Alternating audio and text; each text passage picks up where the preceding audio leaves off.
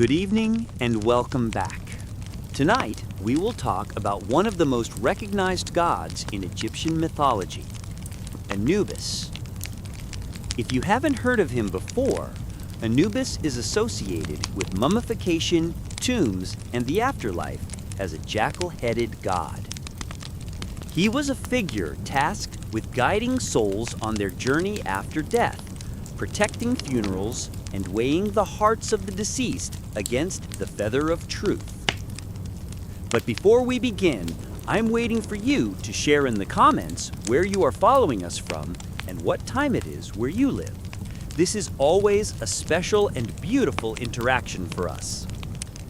Now, I invite you through the door of a brand new story.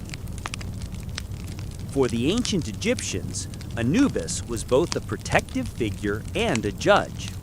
He served as a sacred guide who ensured the journey after death was fair. We will examine his origins, his changing meaning across different periods, and why he remained a powerful symbol of death and rebirth for thousands of years. From the oldest pyramid texts to the magnificent temples along the banks of the Nile, the trace of Anubis can be found in every corner of Egyptian civilization. As always, I'm curious where in the world you are listening from and what time it is right now.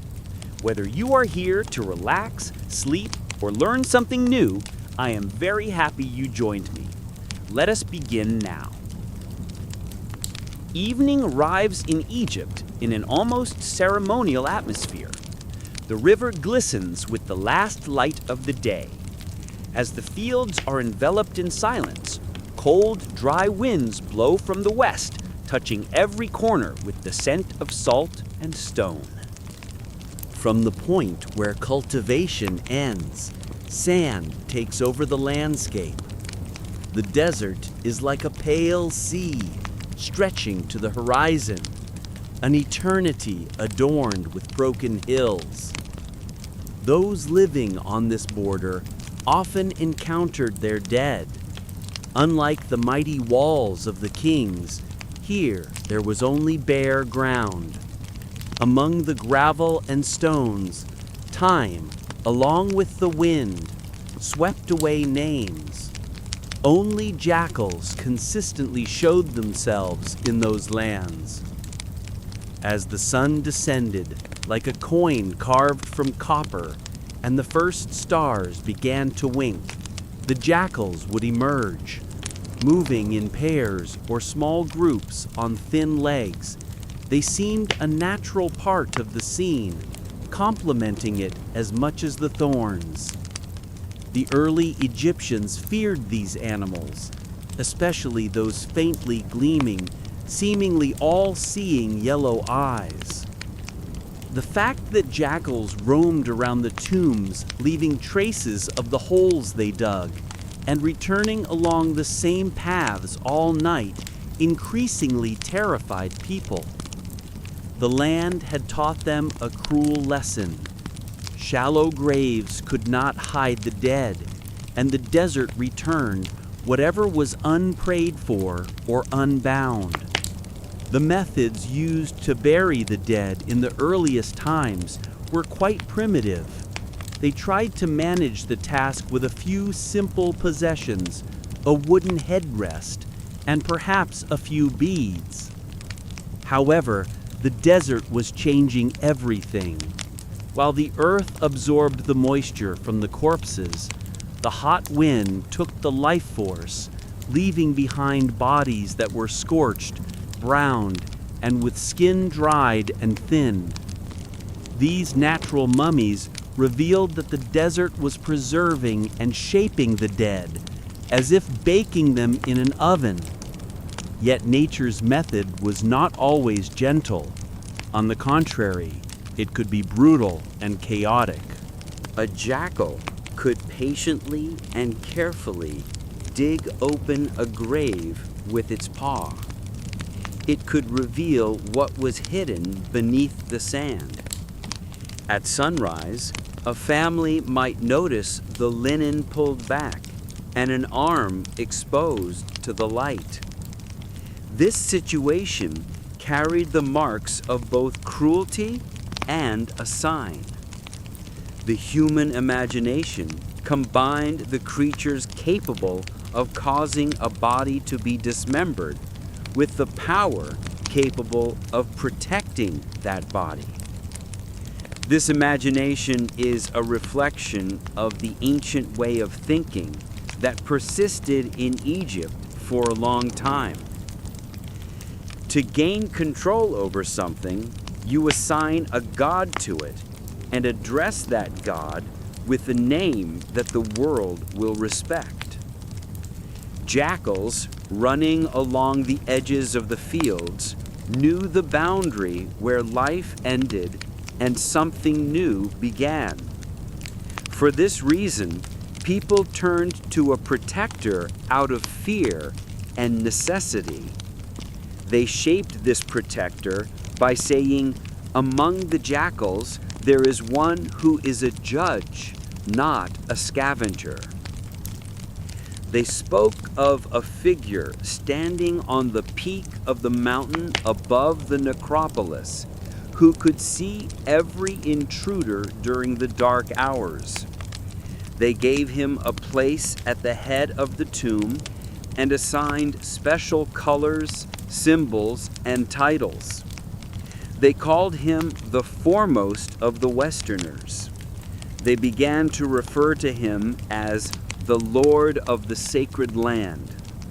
They gave him an ancient name, which scribes translated as Inu, and which we know as Anubis.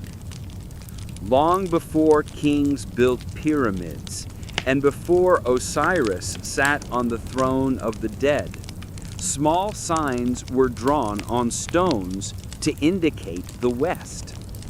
The west was the direction of the setting sun, and simultaneously, the direction to which human hope was tied. On this boundary, people erected large temples of mud brick, filling their foundations with broken limestone. The scent of natron hung in the air. As priests applied resin to wooden coffins, it was customary to draw protective signs before the papyrus writings. In the minds of the mourners, the figure of a black jackal appeared, squatting on the lintel in perfect silence, eyes open, ears attentively cocked. This figure was so poised in its stillness that it could be mistaken for a statue until it turned its head. Black was not only the color of the night, but also of the flood mud carried by the river every year. This color was also a sign of the contribution to the growth of wheat, representing a bounty that first rose to the ankle, then surpassed the knee, and finally reached the belly. Depicting a god with the color black was a symbol of conveying renewal. Drawing a black jackal, therefore, was a powerful form of expression, declaring that even within death, the seed of life existed. The masters of the early dynasties reflected this in their works, carving an elegant animal figure onto sleds and temples, and placing it on the boxes where bandages and oils were stored. When he took human form, they depicted him with hands resting on the edge of the coffin. If he remained a perfect dog in his wild environment, he would inspire confidence when folding his four paws. The image portrayed this sentinel with the patience to wait 1,000 nights. However, this new belief also had another face. Tomb robbery was not just stories told to scare children. On the contrary, it was as ancient as the custom of leaving sealed jars of beer next to the dead, and It was a very real craft. Men with dry hands and calm steps would follow the procession of the dead, returning after the mourners had withdrawn. They knew which cornerstones were weak, which seals could be cut and resealed. The presence of the god on the threshold of the door was important.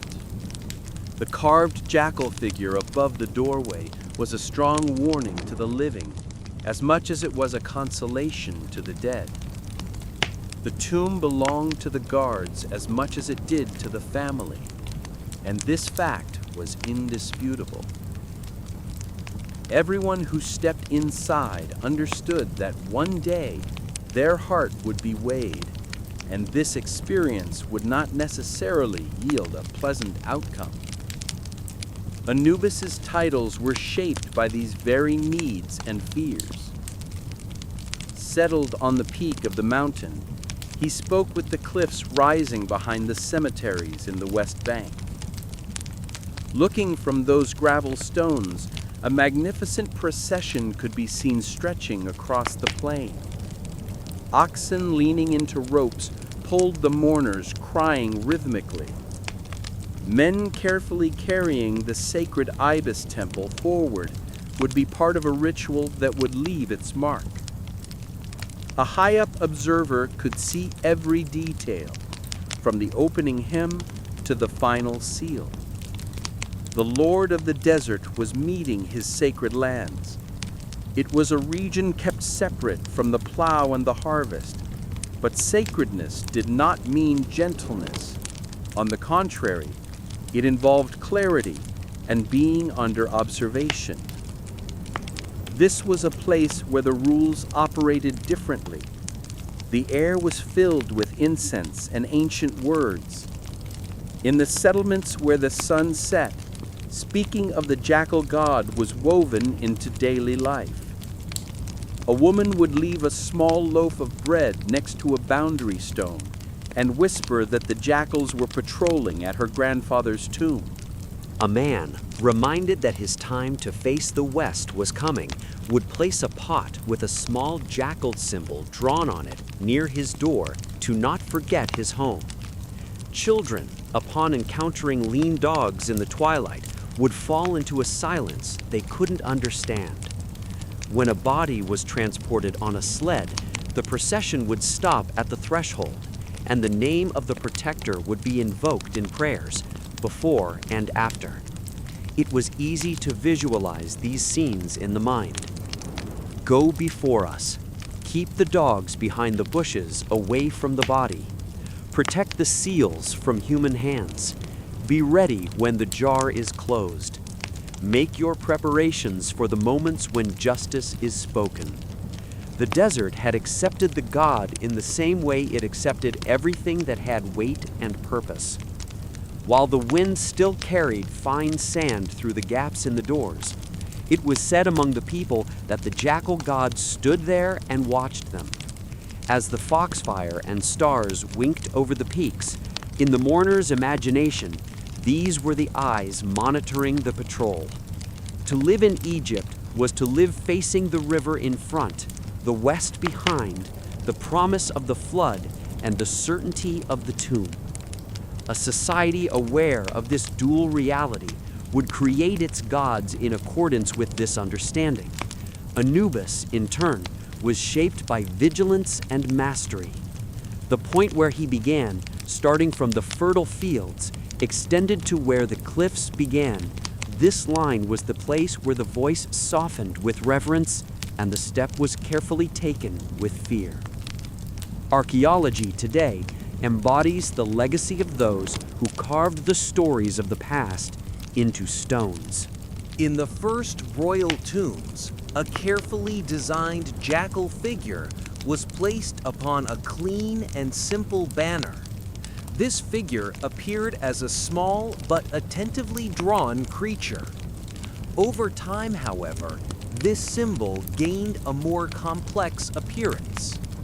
In later structures, a large figure was depicted sitting atop a shrine chest.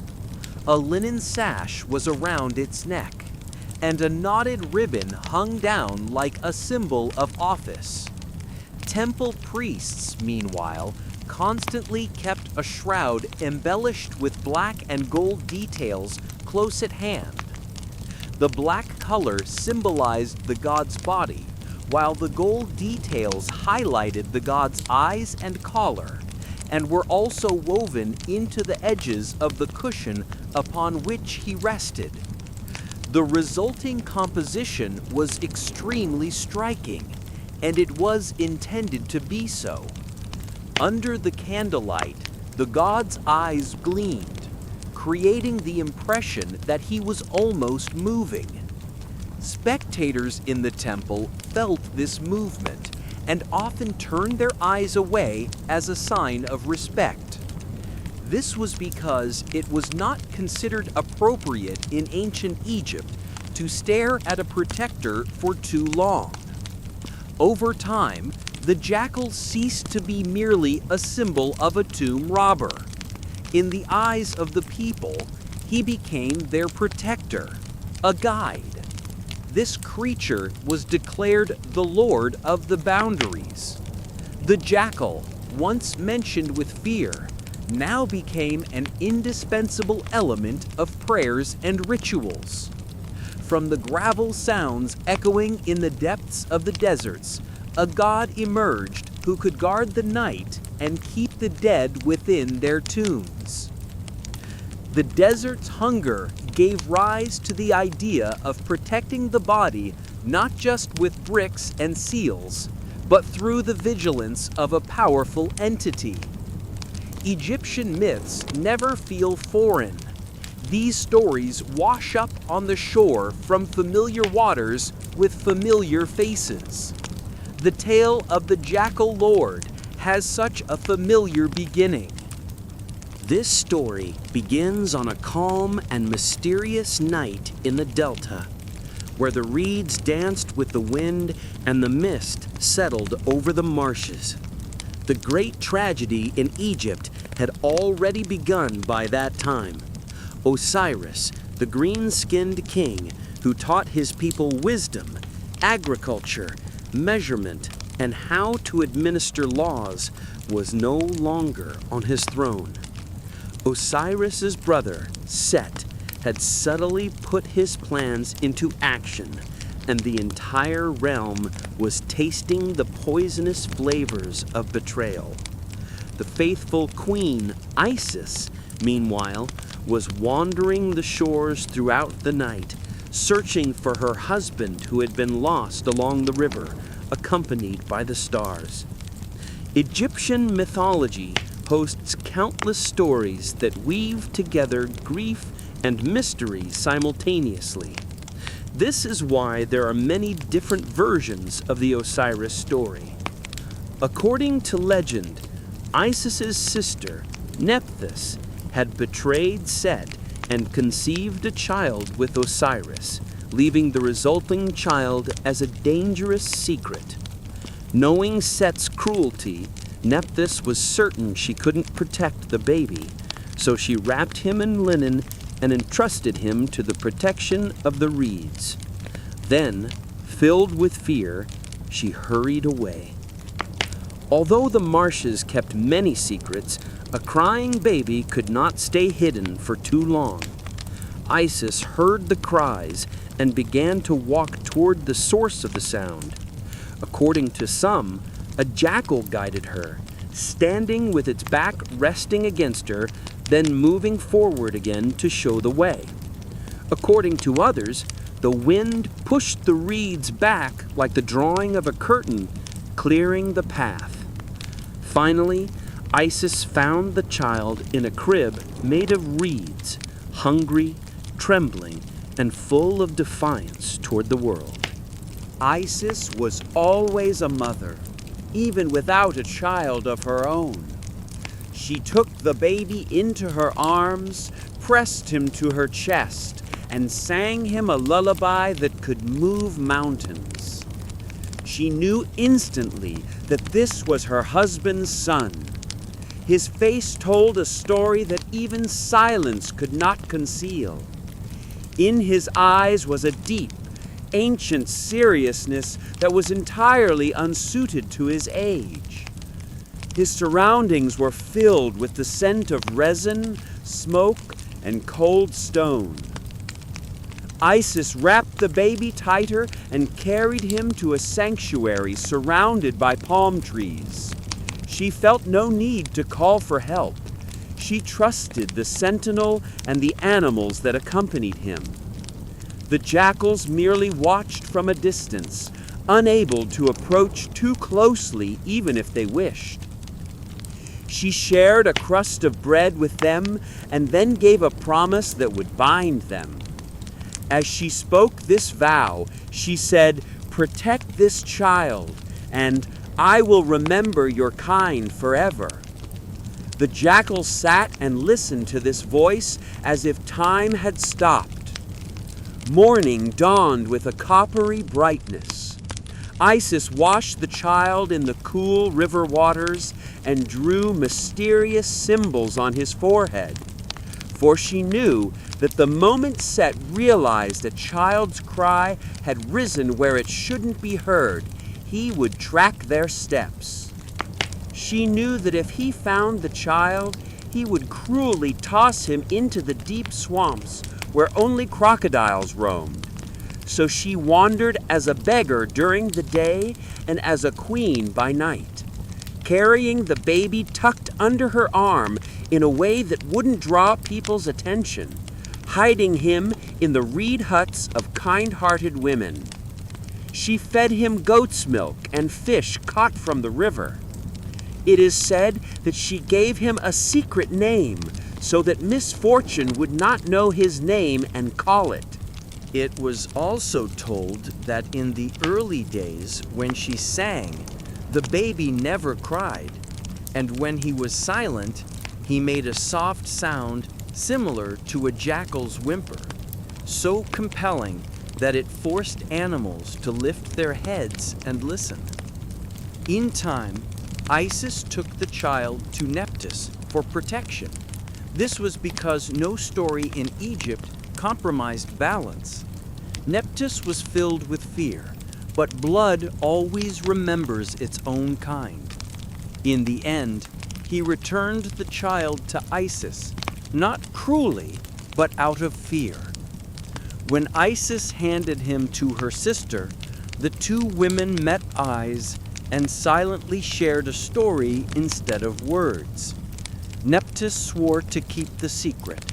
She vowed by the black earth, the flood, and the throne of their fathers, stating that the child would never find his rightful place on the throne.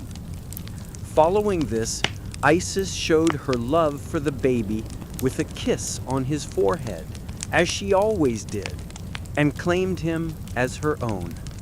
The child was now under her protection. She would raise him as her own son and teach him all the sciences that a god of the borderlands should know. They called him Anpu in the old tongue, Anu among the people. When the Greeks heard this name from afar, they named him Anubis. The child grew up like others. Shaped by stories, he became strong, agile, and cautious. In time, he masterfully learned to move slowly, read tracks, and decipher the secrets of the earth. He could distinguish the footprint of a fox from that of a dog with a single glance. In the heavy evening air, he could smell the approaching rain. He followed Isis to the chapels, learning the words that opened doors and allowed tools to be managed. At the same time, he grasped the value of silence and patience. When standing motionless, he could turn into a shadow even in a painted room. When walking, he moved like an expert guardian, advancing slightly forward and to the left. Although legends are recounted in different ways on this matter, it is clear that since Egyptian gods carried many genealogies, the stories were open to different interpretations. Some priests recounted that he was the son of Ra, and that the old sun turned into a jackal patrolling the necropolis at night. Another segment claimed that he dedicated himself to Nephthys, that the jackal child challenged his father's house and sided with law and truth. According to another narrative, Osiris fathered him, and Isis adopted him. For this reason, the jackal figure was found in every important palace in Egypt, next to a hawk and a throne. On the matter of death, Egypt left no room for debate. The legends supported a single truth. This child was part of the family that would bind death and establish order. There were small signs that ancient structures preserved this truth. In the workshops where embalmers boiled resin and mixed sodium carbonate, a tiny jackal figure would be seen sitting next to the jars. It was said that the air would cool and flies would fall to the ground as if enchanted when this child, Anubis, approached. When he touched the linen cloth, his fingers would infuse the fabric with the scent of cedar and myrrh, and that cloth would smooth out like a flat surface. The art of protection recognized who he was even before he learned its rules. The elders of the necropolis would recount witnessing the child sitting over the body of a poor man all night long during a time when the man's family could not afford to pay the priests. They claimed that when morning came, the child's skin had tightened and his face had taken on an expression that the ancients had forgotten. It was said that when the sun cast its first rays, he lifted his head and his eyes gleamed like polished obsidian. And the dogs were always there. The street dogs of Egypt were not tame. They belonged to everyone, as much as they belonged to no one. They slept in courtyards, followed chariots, and settled wherever business was conducted. However, for this child, there was a completely different order. To protect the child, they acted as if bowing to a king's command.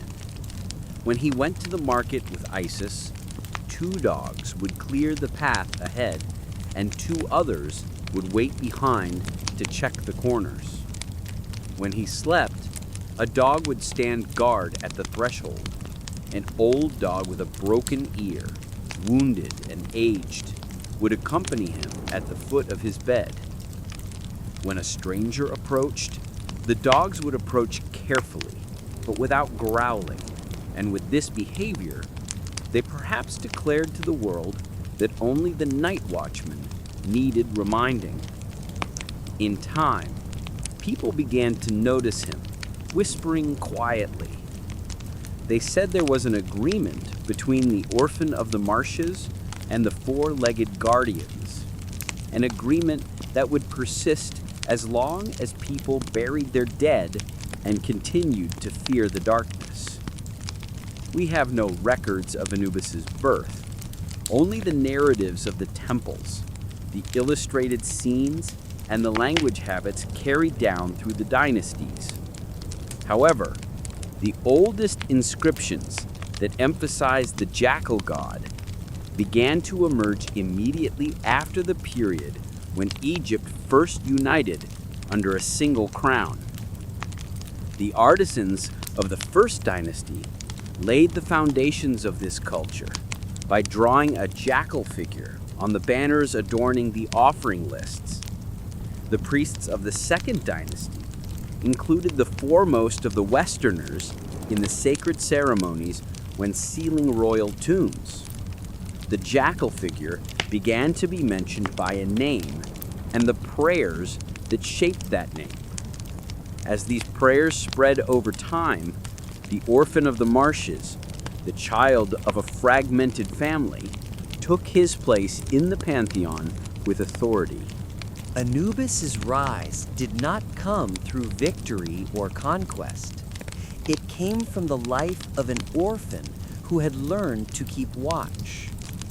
Isis, like any mother would, took him in and made him a part of her home.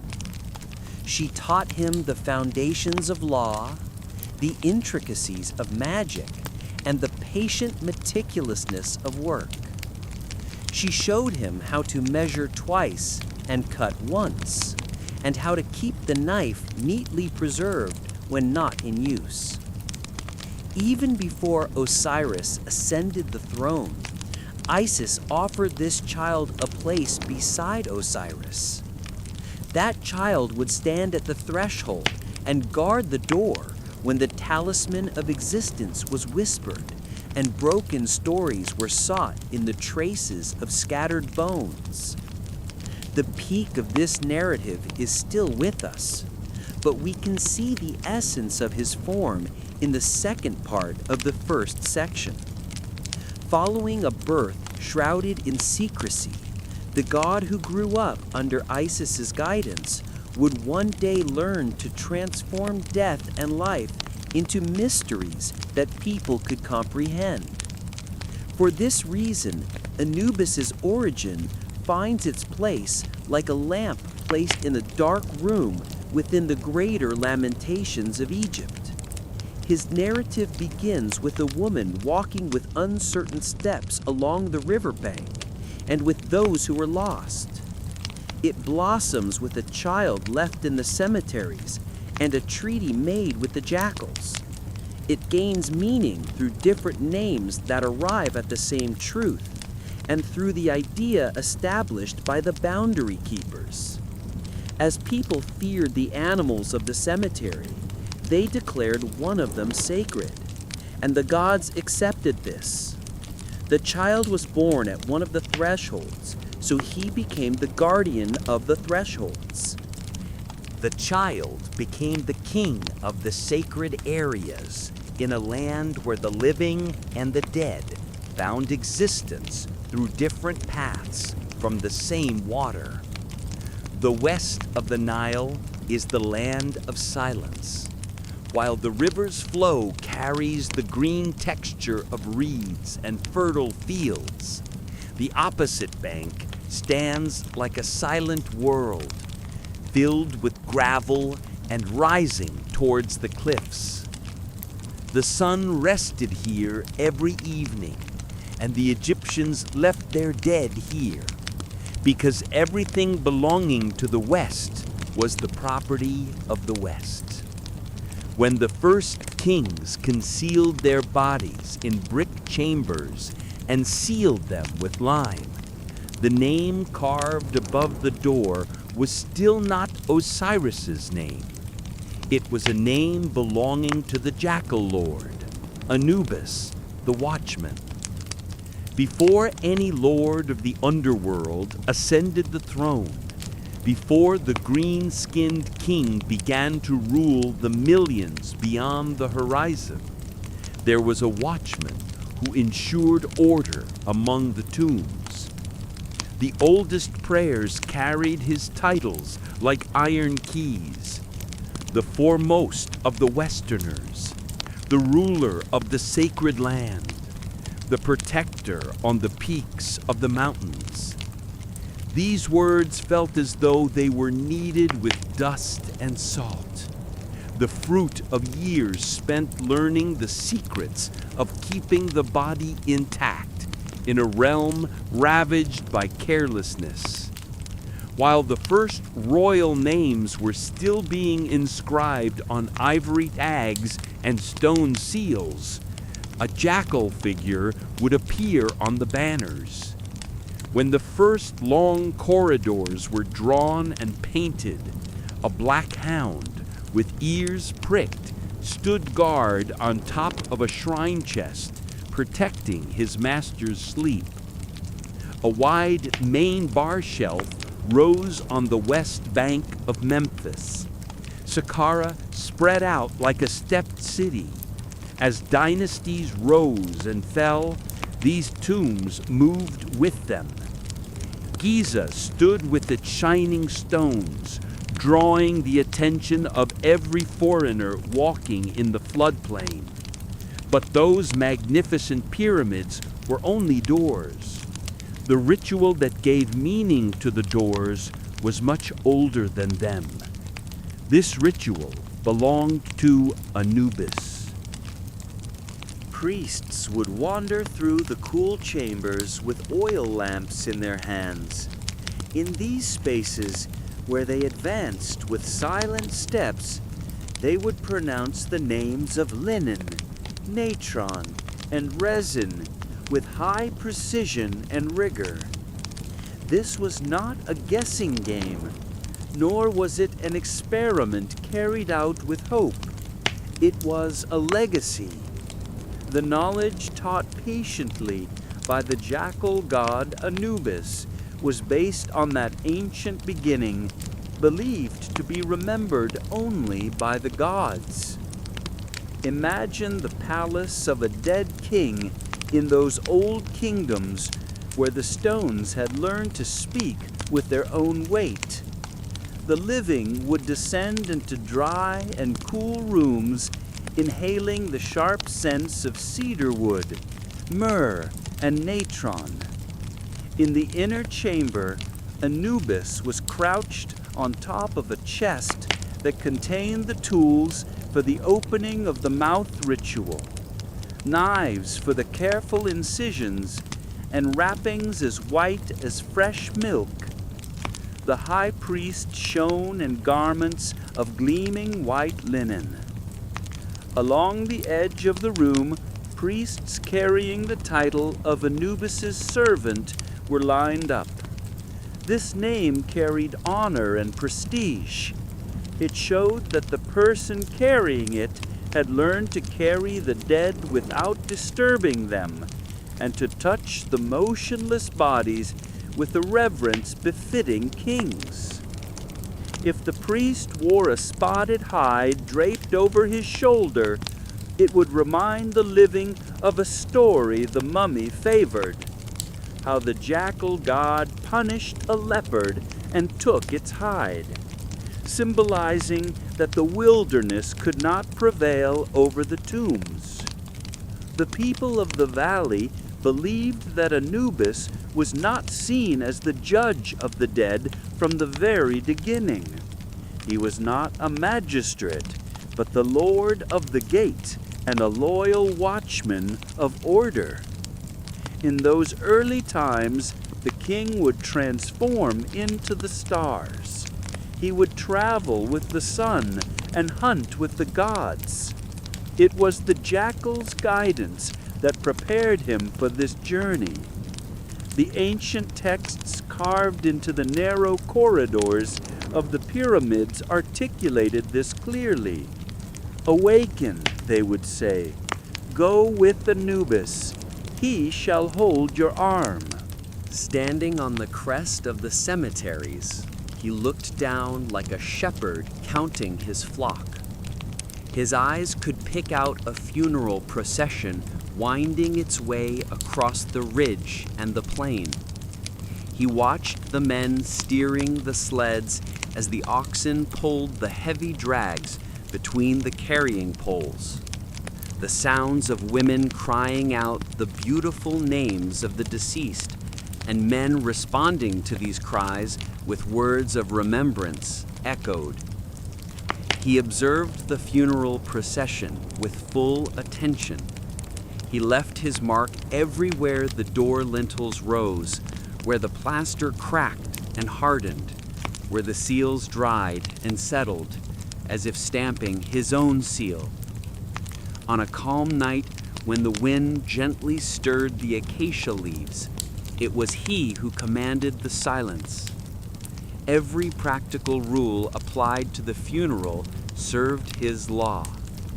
Corpses had to be washed and dried, and the cemetery containers cleaned. The heart was preserved because it would be needed later. The limbs had to be properly arranged, for the soul would return to try them on, as if trying on a garment. Every detail of this sacred craft held a moral lesson. Doing the work meticulously meant showing reverence to the guide god. However, doing the work sloppily meant insulting the god and inviting danger in the journey after death. People believed that Anubis would never forget the disrespect shown. He neither raised his voice nor spat fire, yet his power was indisputable. Withholding his guidance in that place where no one could take a step without help was the greatest punishment. It was entirely wrong to think that the Jackal Lord's power ended where the royal stone was laid. He existed for the ordinary poor as much as for the kings. Even when a farmer in the village carried his father to a simple reed-covered grave, he still invoked the name of Anubis. He would wear a small jackal amulet to show his piety, and pour some beer for the spirits who guarded the night. The companions of a merchant who died far from home would also offer prayers to Anubis until they safely delivered his body to suitable ground. A god who oversaw the mundane work of the dead had managed to enter every home over time. Indeed, the balance of the underworld had shifted over the centuries. However, the legend of the murdered king, his grieving wife, and the avenging son continued to be the principal narrative of Egypt's most ancient hopes. Osiris rose, took his place on his throne among the Westerners, and began to rule like a king. He had a court, a magnificent courtroom, and a field of reeds where the deserving would find the reward for their labor without difficulty. Yet the rise of a sovereign did not eliminate the need for the guard at the gate. It did not lessen the necessity for the keeper of secrets. While Osiris gained honor, he did so without damaging Anubis's reputation. Anubis gained a clearer identity. Anubis turned out to be a loyal servant of the throne he had a share in reestablishing. He rightfully carried the authority of his first master. He acted like a humble servant who knew his work better than anyone else. Those who lived in the ancient kingdom had learned to communicate with the dead. This happened over time through tubes laid from chapel floors to tomb chambers, through inscriptions written on bowls, and through letters penned on fine linen. This communication usually always began the same way. Anubis, look here, beyond the peak of your mountain. Keep the thief away from the door. Keep the heat away from the jars. Keep mischievous hands away from the seals.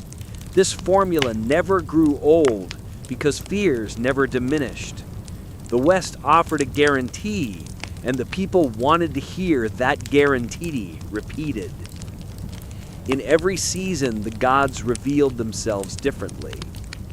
Sometimes they appeared with thunder, and sometimes as a feather that found its full meaning. Anubis, however, chose silence. He sought neither granite mountains nor rivers flowing with wine. He took his place beside the door and watched with great patience. Titles gathered around his name like lights of adoration. These titles were shaped first as if tracing a map. One of the Westerners. He conveyed the taste of the words, the dust, the sunset, and the long hills behind every cemetery. One of the titles given described him as the greatest of those who live beyond the river where the sun sets, the owner of the sacred land. This was a region between rock and desert, a land of solitude, far from the plow and the market. These lands consisted of sands stained with ashes and prayers. It was a place where the names of the dead were spoken, and they were called to find peace. Imagine the black silhouette standing on the crest of the pale limestone cliffs, scarred with blemishes, looming over the necropolis. This figure watched every movement of the world below from there. These names were not merely poetry, they were functional.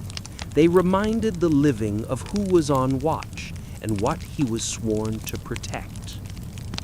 Afterwards came the titles that reflected his craft. The title, "He who is in the place of embalming," was now synonymous with his name.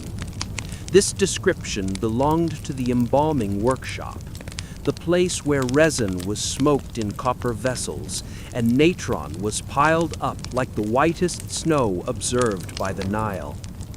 The workshop was a room overflowing with knives, fine linens, and competent hands. This was both a temple and a training center. Anubis was the owner of this room. He was the master who taught the sequence of actions. He knew which knife should cut when, or when it should be set aside. He was the one who ruled over secrets. He was the wearer of hearts.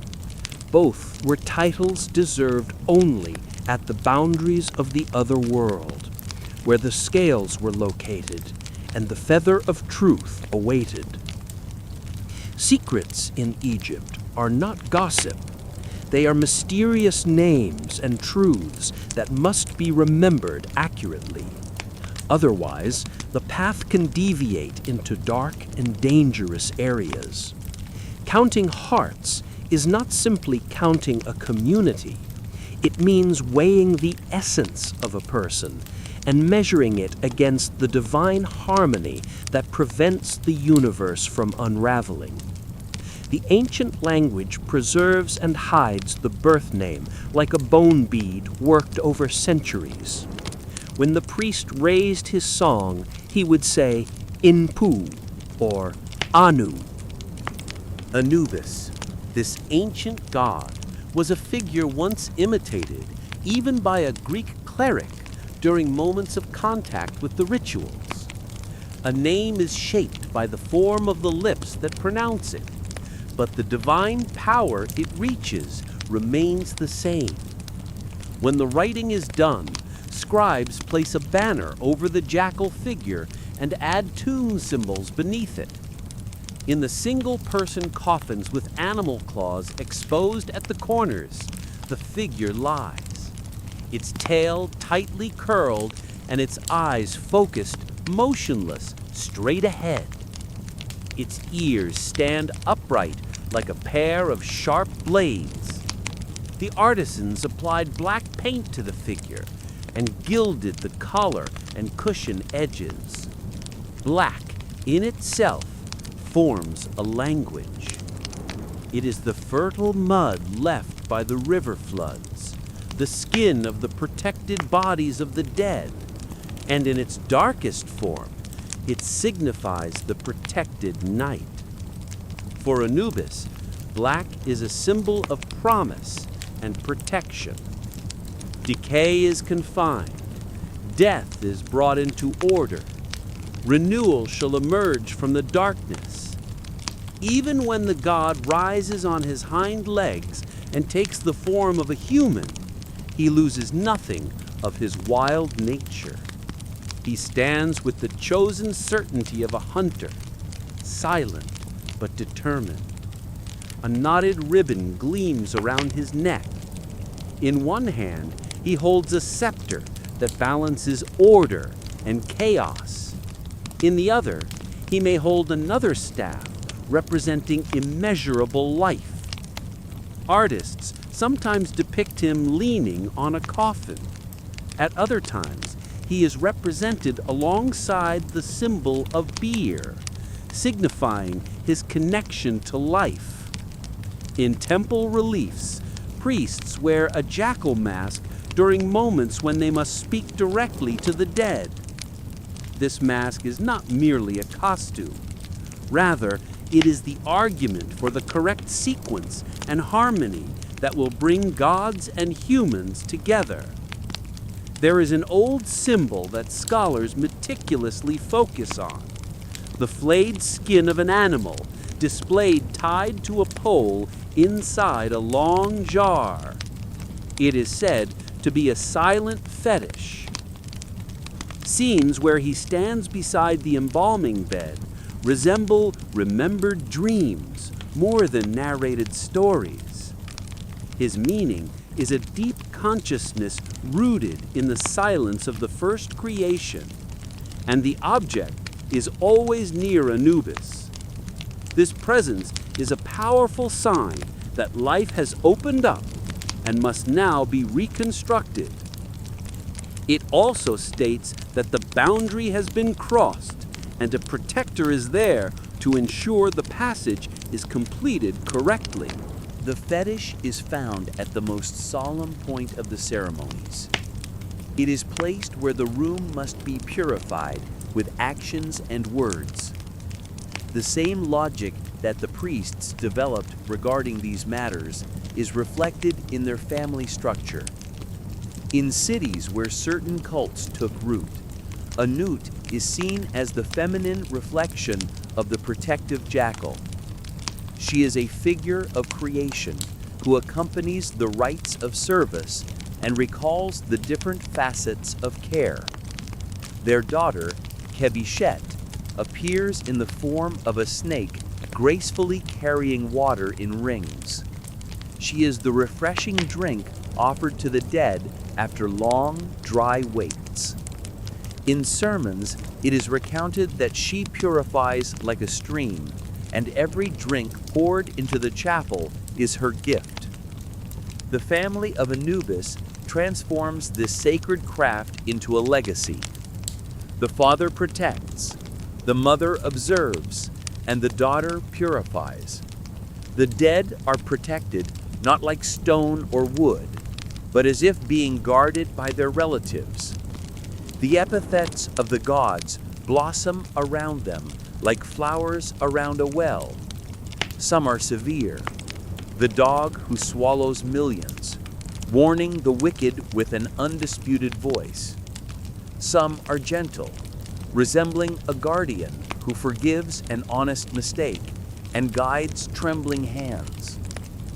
These names are carefully placed in the prayers carved on the stelae. It is requested that the foremost of the north and south keep careful watch.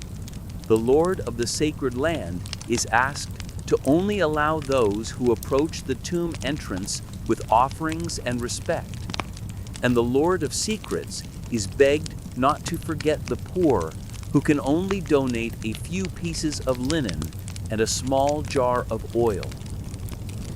The titles are carried to the ears with the promise that the prayers will be heard. Meanings are hidden beyond the statues. On the low wooden sleds carrying the mummy, small Anubis figurines are often found, appearing as if they are guiding the dead to their homes. There is also a chest with a jackal image on its roof. This signifies that those inside are under his protection. The scales seen in the painted halls are striking. A heart is in one pan, and a feather that never wears out is in the other. In the images, Anubis is never rushed as he adjusts the beam of the scale with two meticulous fingers. He forgets his own existence and focuses carefully on the needle, waiting for it to reach the center. This meticulousness and rigor make him perfect. The black body of the god carries meanings that transcend the limits of the embalmer's room. Black is the color of the soil that softens after the flood. It is also the shade of the fields where the seed awakens. Furthermore, it is the trace left by the effort that yielded good results once the natron drying process was complete. in the museums where Egypt's dead are seen resting in glass cases, a strange sense of meaning settles upon the visitor. This is neither fear nor coldness. It is the effect resulting from the visibility of order. The artisans managed to embody this order in a jackal figure that watches without blinking. Paint lives longer than kingdoms. The meaning, in turn, is beyond the paint. If someone from another land were to ask, why should the jackal be a god?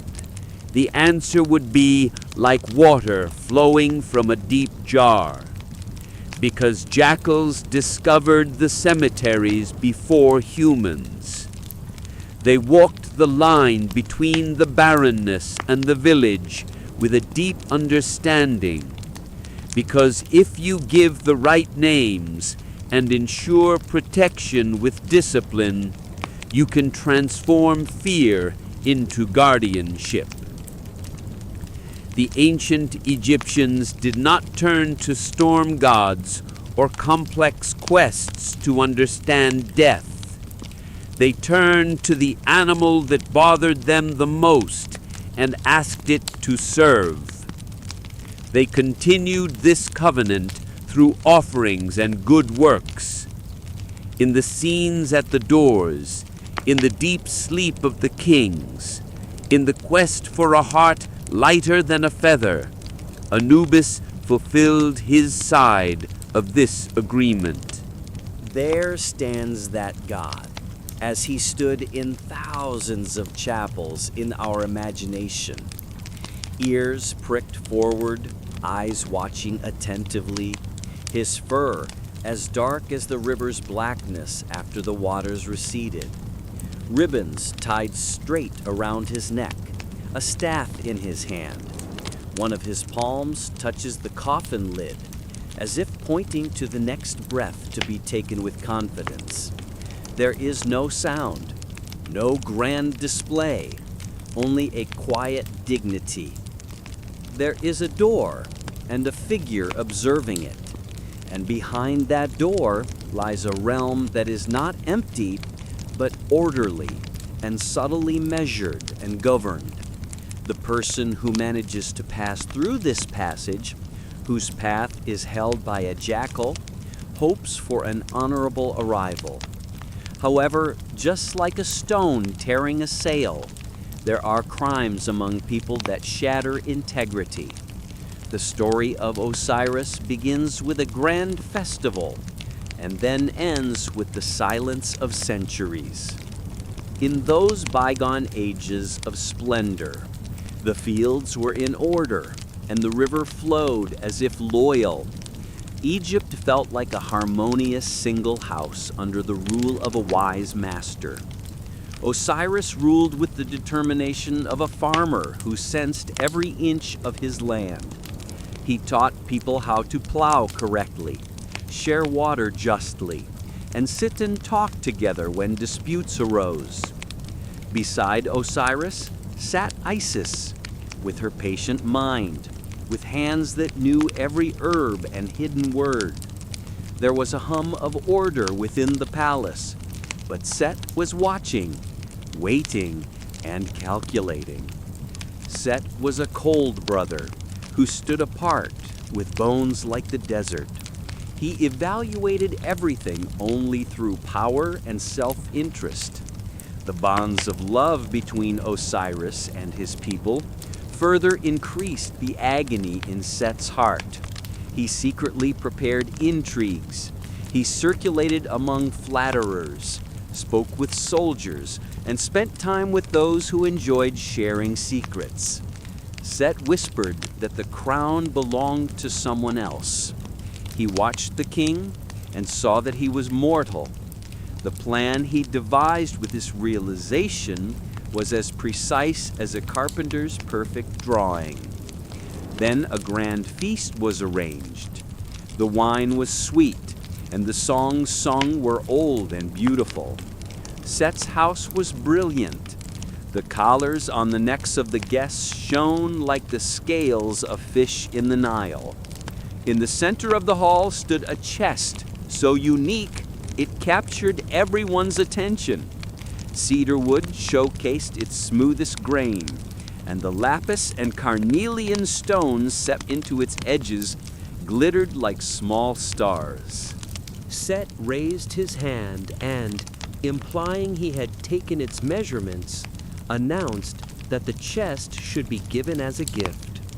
The guests, accompanied by laughter and friendly banter, tried lying in the chest in turn, but none fit perfectly.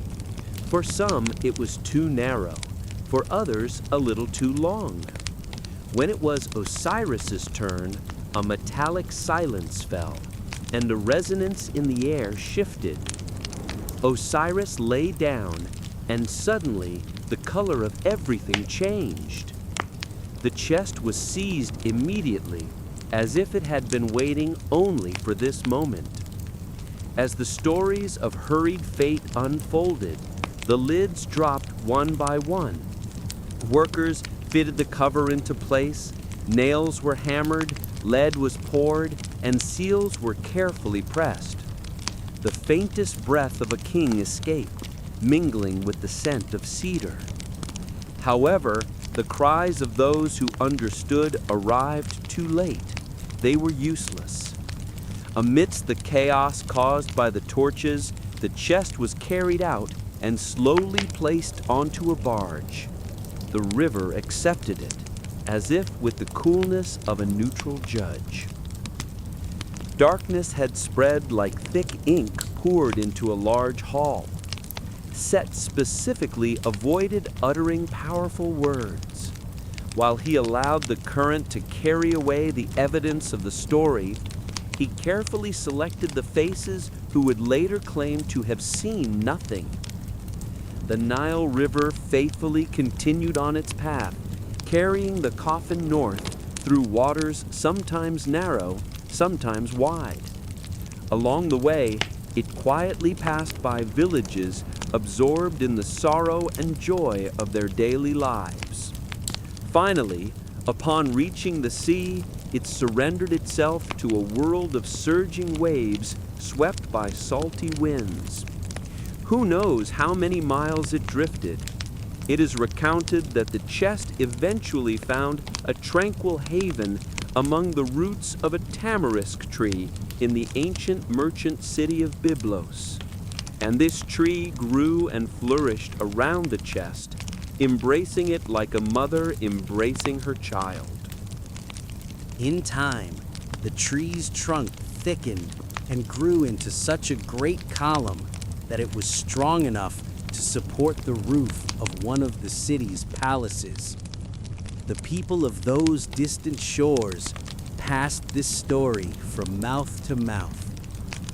Meanwhile, Isis walked silently through the deltas, her face veiled and her sandals muddied. She was known, though her name was not spoken in whispers. People communicated what they saw when they met. Isis followed that ancient breeze in the current and the rumor that emanated from the cedar wood. She traveled as a beggar by day and as a queen by night. She was offered bread in the markets and drew conclusions from the scraps of news circulating among tongues. Women welcomed her into their courtyards, holding her hands tightly, but lacked the courage to voice the great question in their hearts. Eventually, her path led to Byblos. The palace there was scented with cedar and adorned with purple dye. Its arrogance was felt simultaneously. With the nuanced humility that a great soul can display when necessary, Isis waited patiently by the well. She did not move until the queen of the palace appeared. In time, she was invited inside the palace. The column quietly whispered the secrets it held. There are gentle thefts in some old tales, too.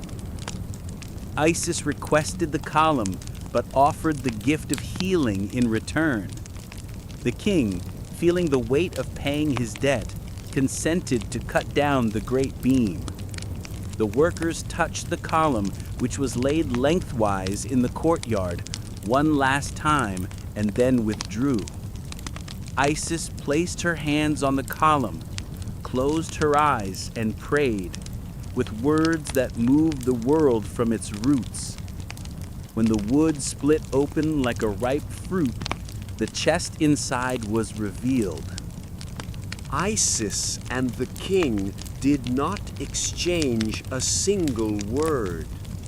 From that moment on, Isis, who chose to carry a deep sorrow alone, placed the coffin on a boat destined for Egypt. Everything was completed in a room dominated by silence and filled with salty air and the fragrance of cedar. The lamps burn with a steady flame provided by pure oil. Natron rests motionless in white heaps. Linens, piled one on top of the other, gleam faintly like moonlight. The hands of the women who have set aside the collected pieces rest in their laps, waiting in stillness. Everything resembles a moment of silence before a flood. Afterwards, an ancient power, older than the two lands, speaks with a deep voice. Call the watchman. Let the jackal who knows the boundaries fulfill his duty. Anubis advances with silent steps. He is not a great storm. He is like a master craftsman who knows which tool to lift by its weight first. The priests filling the room sense the change, like a hunter sensing the dispersal of a sharp scent on the wind. Isis bows her head like a mother when a trusted healer approaches the cradle. Nephthys withdraws with the weary grace of watchful nights, leaving the scene to the surgeon. The jackal lord stands beside the table, looking on for as long as sorrow and devotion to duty reflect in his eyes. There is no trace of fear on his face. Rather, there are marks of a stern but deep compassion. When he places his palm on the cooled breastbone, the lamps burn even more steadily than before. Everything that follows feels like both a novelty and a memory. Although it is happening for the first time, it feels as if this moment has been awaited since the world's first days. Anubis asks for water and sodium. He demands salts brought from the valleys of Natron, palm wine for purification, and resins carried from foreign lands and hills. The corpse is carefully washed until death has calmed. The river has settled, and the journey is complete. With a sharp knife that ordinary hands have never touched, the craftsman who emerged from his workshop makes precise incisions. These cuts will echo in the craftsman's memory forever. While the decaying parts are carefully removed, the tomb is filled with linen and herbs, which will make the scent seem like a promise to thieves should they one day lay hands on it. The heart is left in place because it is the center of memory and truth. It must be ready to answer questions that even a god might ask. Toth waits silently on the side, with his scroll and stylus. He does not interfere, only records, and when necessary, speaks the formulas, like a prompter, whispering lines from behind a curtain. Words are not light in Egypt. A wrongly chosen sentence can change the scale of fate. Thus, the ibis-headed scribe murmurs the names of the 42 assisting judges and the mysterious epitaphs of the gatekeepers. Horus, as the figure representing his father's vengeance, comes placing his hand on the forehead and the wrappings. He adds the power of living air to the process of transformation. Meanwhile, the room is filled with the echoes of those witnessing the creation or rebirth of a world. The hands that truly carry out this transformation are the hands of Anubis. Time within the pure space is nothing like the time that flows in daily life. It flows in circles and layers.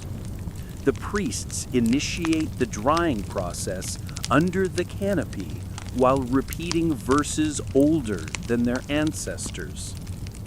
The body changes over time, and the air continues to lick and cleanse it day by day while it rests on the beds of natron. 70 days gained a special significance in tradition. According to an ancient belief, while a god lies in natron, the heavens and earth agree upon the next step. During this time, the salts take effect. The natron lightens and the skin tightens like a harp string. Then Anubis returns with natron, a measuring cord, and his patience. The wrapping is not just a covering, it is a ritual. Linen is not simply wrapped, it is spread like truth upon truth. Long linen strips are rhythmically passed over, under, and around the limbs, like a river flowing into the sea. During this time, Anubis places amulets at points inspired by his senses and the soul. A jed pillar on the spine as a symbol of balance to remember standing upright. A scarab beetle next to the heart, allowing the person to speak on their own behalf. The protective eye of Horus for the return of sight, and the goddess knot, representing the power of a mother intervening where needed.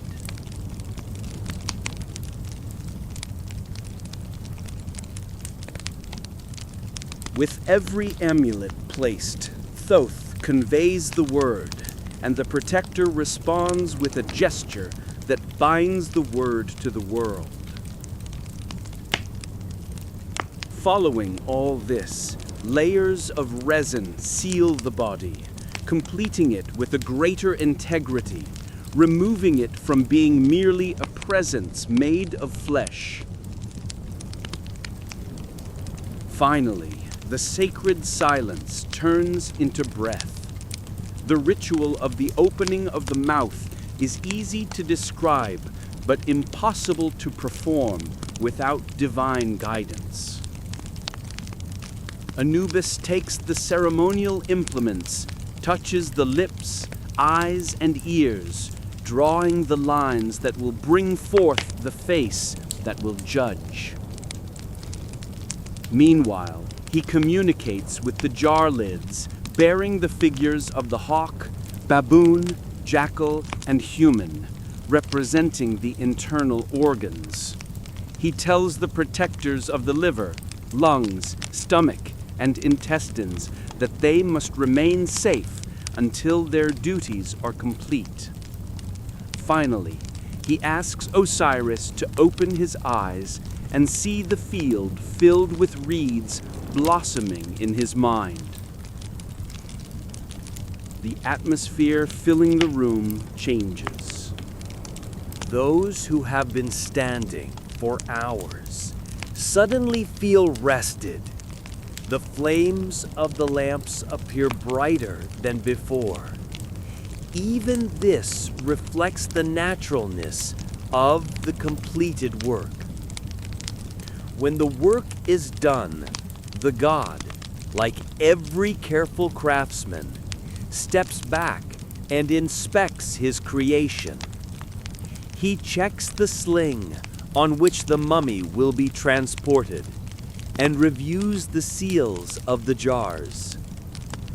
He meticulously examines the ropes of the shrine chest and the softness of the cushion where the jackal statue will rest.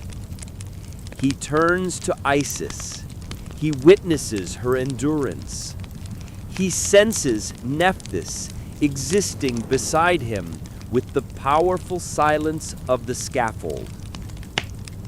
A deep breath is taken between the two. They have the right to experience this moment as relief and the first sunrise after a long flood. The process that will model 1,000 years of funeral ceremonies is completed here. Osiris, in turn, wakes up to this new reality. He comes to himself, not to tread on the dusty floor of the palace again, or to feel the bricks cooled by the smell of the river descending from the upstairs steps. He steps into that realm his people called the West, which holds both the promise and the mirror. He sits on the seat that has awaited him since the lowest floor. Here, he will dispense judgment, bestow blessings, and ensure peace. To sit there, a body expertly repaired was needed. The hand of a guide was required to take a broken god and prepare him for eternity. Anubis, however, did not condescend to take the throne from that moment of exaltation, for there was no need. He had already claimed his own office through his own labor. From that day forward, the order of funeral ceremonies in Egypt changed, just as the river always changes its bed and flows naturally. The priests, like the leopard hide over the lion hide, symbolized the stories of hunting, punishment, and communication with the dead, which awaken legends. Carrying papyri around them, they recited spells of remembrance to a forgetting soul. For a moment, a man in a jackal mask leaned over the table in a pure space, and at that moment, Anubis's essential being merged with his body. The path turned into a scene of memory and law. Names opened doors, sharp knives were placed in the right spots, and order was completed. When Anubis's hands gently shaped the linen cloth, he combined simplicity with elegance. This became a ritual that anyone, rich or poor, could achieve. The canopic chests displayed the faces of the 4 sons of Horus, and these faces became a symbol through which people would learn attentiveness and devotion. The jars within them were filled with virtue. Each housed an organ and its corresponding protector. However, the heart was kept separate, for it was left to represent a destiny in the Hall of Two Truths, where only truth could find its place on the scale. Families began to learn the new order by observing and doing it firsthand.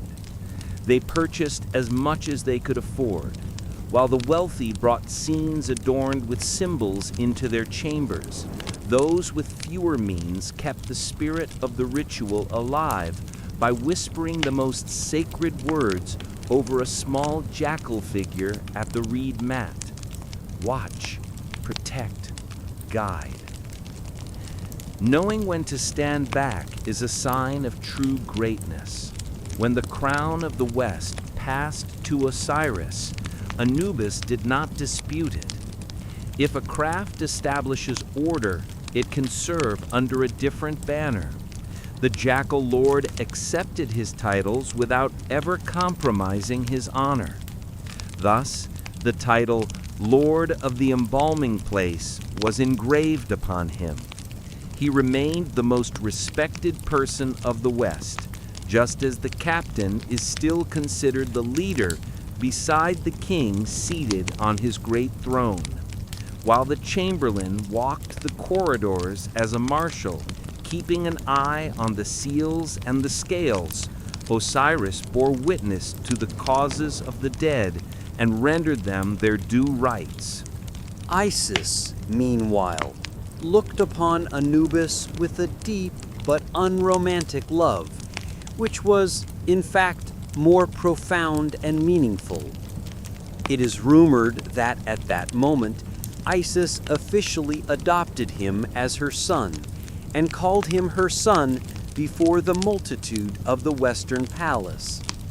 Conversely, other stories state that Osiris converted his trust into a covenant, entrusting Anubis with the care of the sacred organs. Some say he walked with the demeanor of a priest, with clean hands and a masterful tone. But what happened on both sides was only a momentary trick. He crossed the room with the certainty of a thief, snatched the unfinished god, and quickly retreated into the darkness, like a fisherman pulling in his net. Yet an ancient law, older than the king's, prevails in Egypt. No one can take and hide a corpse from the hands of a Nubian. The Jackal Lord sensed the pain of a hunter who feels a knot in his line. He moved without the lamp flickering. The first thing the attacker noticed in this pursuit was the silent but terrifying footsteps. Set disguised himself cunningly, like a snake shedding its old skin. He ran towards the point where the ruined tomb was buried like black teeth in the sands, and the moonlight gently moistened the limestone. At that moment, he transformed into a leopard, because in such moments, speed is a kind of prayer, and claws are the solution where torque is insufficient. The chase continued deep into the necropolis. It passed between bone-white pits next to old tin cans inscribed with names whispered by the desert. The leopard was as fast as steel, like a shadow gliding over the rubble. However, a darker and more tireless figure was approaching behind him. Anubis made no sound. His patience was unwavering, like a hunter devoid of mercy. The leopard stopped twice and pawed the air. The Jackal Lord evaded the blows with a movement as natural as navigating by reading the stars. The pursuit ended at the edge of a high cliff, a place that opened into endless void, as if falling from behind a curtain. When the leopard turned around, its breath smelled sharp like hot copper, and its lips were menacingly drawn back. Anubis reached for a torch, still smoldering among the ash-covered pots on the ground. He straightened up, grasping the piece of iron he held, which was used to seal the jar lids, now glowing. He walked slowly but determinedly toward the leopard and struck it once, directly on its hide. With this maneuver, a primal scream that crushed the silence of the night pierced the air. The sound was like an echo from pre-linguistic times. Burn marks appeared on the fur where the torch had touched. The trace of agony, shaped in ringed patterns, would never be erased. When the leopard leaped again despite the pain, the iron sang once more. Brightly shining spots appeared at the points of impact, like scattered stars. The fury Set felt upon seeing the marks turned suddenly into fear, like a skiff swaying when a heavy fish is hung on the line. He sloughed off his feline body as if it were a heavy cloak and collapsed in despair. Before him now was only an arrogant body made of barren bones. Anubis, however, moved calmly and skillfully, like one who knew how small, timely moves, made with ancient wisdom, change great destinies. He gently took the spotted hide of the fallen creature. He raised it into the air, considering it a symbol of a fully deserved victory. He shook it with a single powerful motion, and the hide settled heavily on his arm, a symbol of a story that would not be forgotten and would continue to be told. The defeated god retreated, seeking refuge in the shadows of the cliffs that the jackals, by duty, did not follow. That night, the necropolis witnessed a new ceremony. The leopard hide became a symbol of a victory greater than the battles among the gods. It declared that savagery had been pressed into service. As the hours passed, it became clear that the creature of speed and blood now served the art that held a body together. From that moment on, the priest who stood closest to the dead would drape the leopard hide over his shoulder while speaking the words that opened the senses and calmed the hearts. The skin was heavy, cool, and every spot was a memory of past branding. Every rosette was a silent record of the fires that taught chaos a lesson. This garment was accepted as a sign that brought the night into people's minds. The old embalmer would tell these stories at the chapel door of the jackal lord hurling fire upon fear. They would say that when the priest took the leopard hide, he remembered the god's courage to chase the beast all the way to the cliffs. When the spotted hide touched the linen, everyone was reminded that the work must be done meticulously and fearlessly. When a novice trembled, the master priest would place 2 fingers on a rosette and whisper that the mark belonged to a night when a god's gaze did not waver. Power is born in simple touches. Order feeds on memories. Among the legends, it was also recounted that the red god attempted to steal the corpse again by transforming himself into a thick-necked, angry bull. Anubis confronted him between narrow rocks and deprived him of his masculine pride. The desert absorbed the roar and returned only a low groan that unsettled the birds. In another story, a group of gods were depicted as smoke, and the stain left by a god's heel behind the trails drawn in the ritual told of a deity who did not forget crimes committed against the dead. All these stories carry the same weight. All testify that the guardians did what was necessary to put an end to evil. The narratives convey that the reason Osiris was kept safe was due not to a desire for a fight on the part of someone in that hall, but to a belief in law. The priests did not merely recount these stories, they turned them into tradition. Before a body entered its final resting place, charcoal would be smeared on the threshold, and though the mark quickly vanished, it implied that the iron once sang and could sing again if needed. The moment the Sem priest began to wear the leopard hide, he would lower his head, just as a soldier bows when a sword touches his shoulder. As the procession set off for the tomb, the wooden jackal figure at the front of the sled led the way. The rosette embedded in the strap reminded the companions that the journey was protected by reassuring memories rather than fear.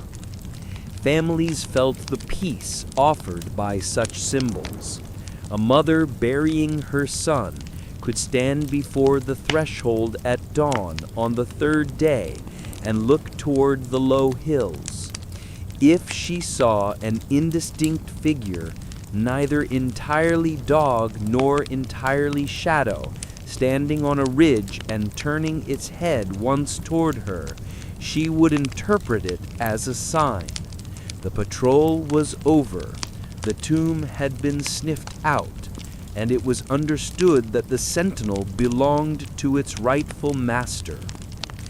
In the villages, as the story of a thief whose heart faltered at sunset was told, they spoke of the softness of a silent step following him, and a run that pierced the lungs like a knife.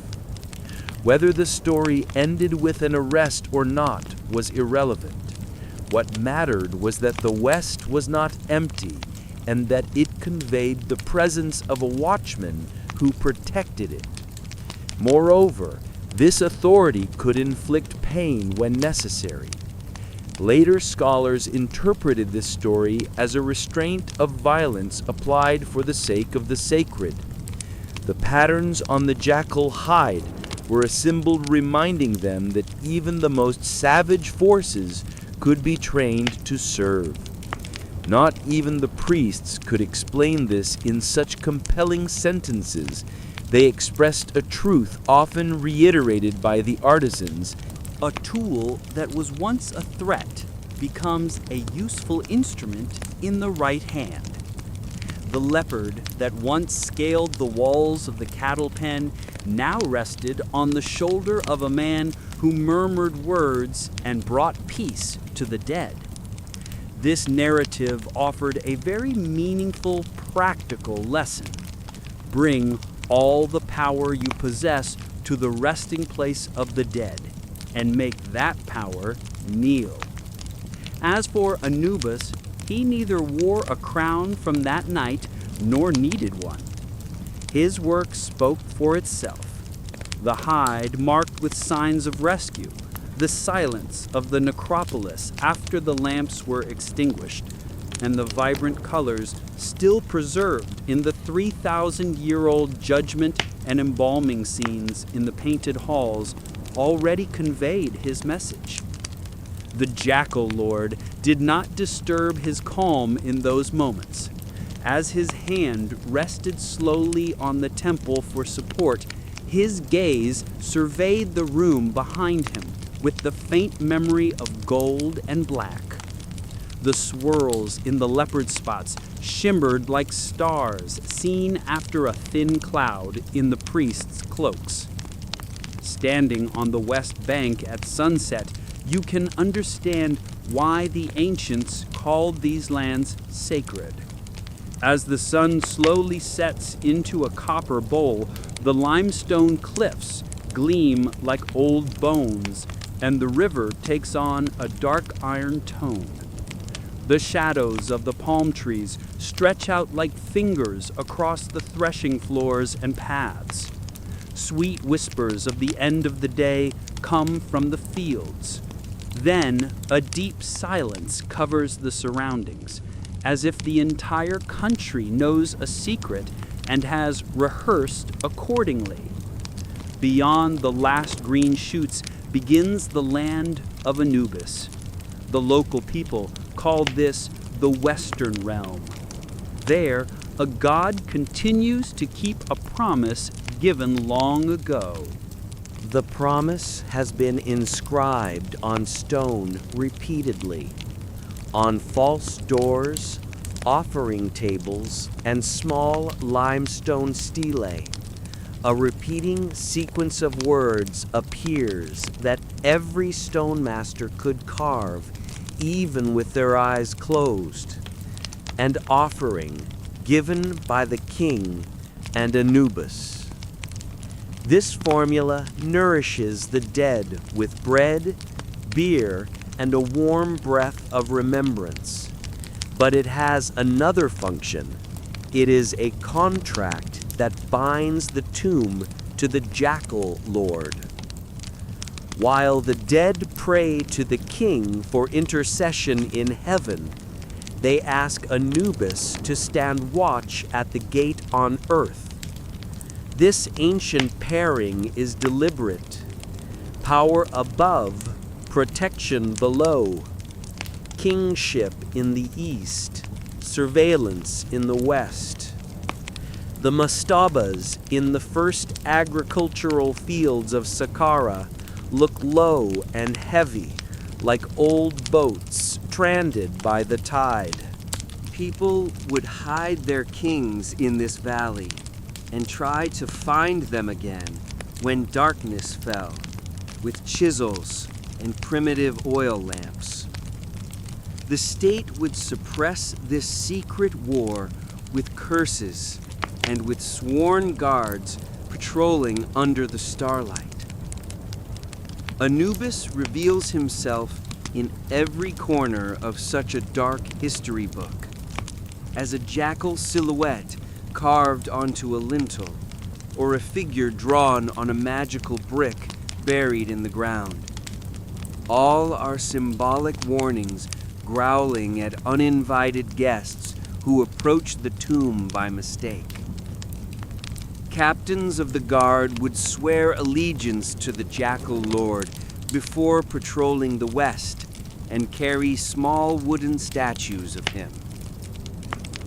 In the village of Deir el-Medina, located on the opposite bank of the Nile, where tomb constructions took place, workers would wake up with the smell of plaster at dawn and start heated discussions about tooltips or work targets. The walls would bear witness to the fragile whispers of this community who used their kings like furniture. For the workers who drew Anubis with charcoal in their spare time, the god was a kind of guarantee. In the depths of the hills where the sound of hammers echoed, they asked him to hold the doors or to be gentle when sealing their own small tombs. Because these men who opened corridors for others knew better than anyone how easily a door could be broken.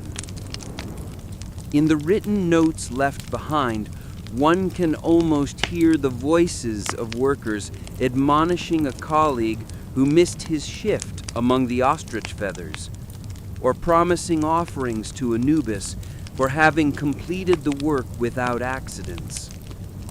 The god who provides protection is also the recipient of promises. Laws and rituals have always walked in hand. Papyri dating from troubled royal periods record the cases of thieves who scraped off gold leaf and broke the necks of Ushapti statues. The accusations reflected in the texts are expressed with a carefully cultivated anger, theft, disrespect for the seals, stealing items belonging to the king, and bearing false witness before the gods. In moments when injustices are accounted, A plea that smells of fear is always heard amidst the writings. Oaths are falsely sworn in Anubis's name, and people do not hesitate to lie even in his presence. The scribe writing the papyrus emphasizes the relevant names by writing them in capital letters at this point. Under the watchful eyes of the jackals, a claim for truth similar to that of old bloodstains emerges. In the judgments that send the human soul behind prison walls, the magistrates hope that the Lord of the West sees that justice has been served. The curses written on the tomb doors coil like snakes. The jackal on watch on his mountain vows to tear apart anyone who approaches with ill intent. Prayers are offered to the Lord of the sacred land, who cuts off the feet of strangers approaching the threshold. Such expressions are not just angry reflections of superstition. They are also laws written in the language of fear for those who embrace loss. It is the effort of the weak to keep the powerful away even from the doors of their tombs. The protective god figures take on the role of being not only a spiritual, but also a legal instrument. When people in a village understand that they fear the punishments of the gods more than a human watchman, the night begin to pass more quietly. As centuries passed, royal funerals became more secretive, but the ancient marks and symbols persisted. On the gilded wooden shrines built around the sarcophagi, a jackal watches on the top of the sloping roof. These figures are often small, but the details that first catch the eye belong to them. A famous example exists, placed in a shrine among strings that have remained untangled for thousands of years. The jackal figure stands like a shadow in the darkness of the night it defends, shaped with lace-like craftsmanship and smooth contours. It watches with patiently crafted eyes. Its forehead projects forward with a comfortable and authoritative stance. This vigil in silence is the shy dawn of his victory. Families inspired by the royal tombs would imitate these customs on a small scale, even in their own modest burial preparations.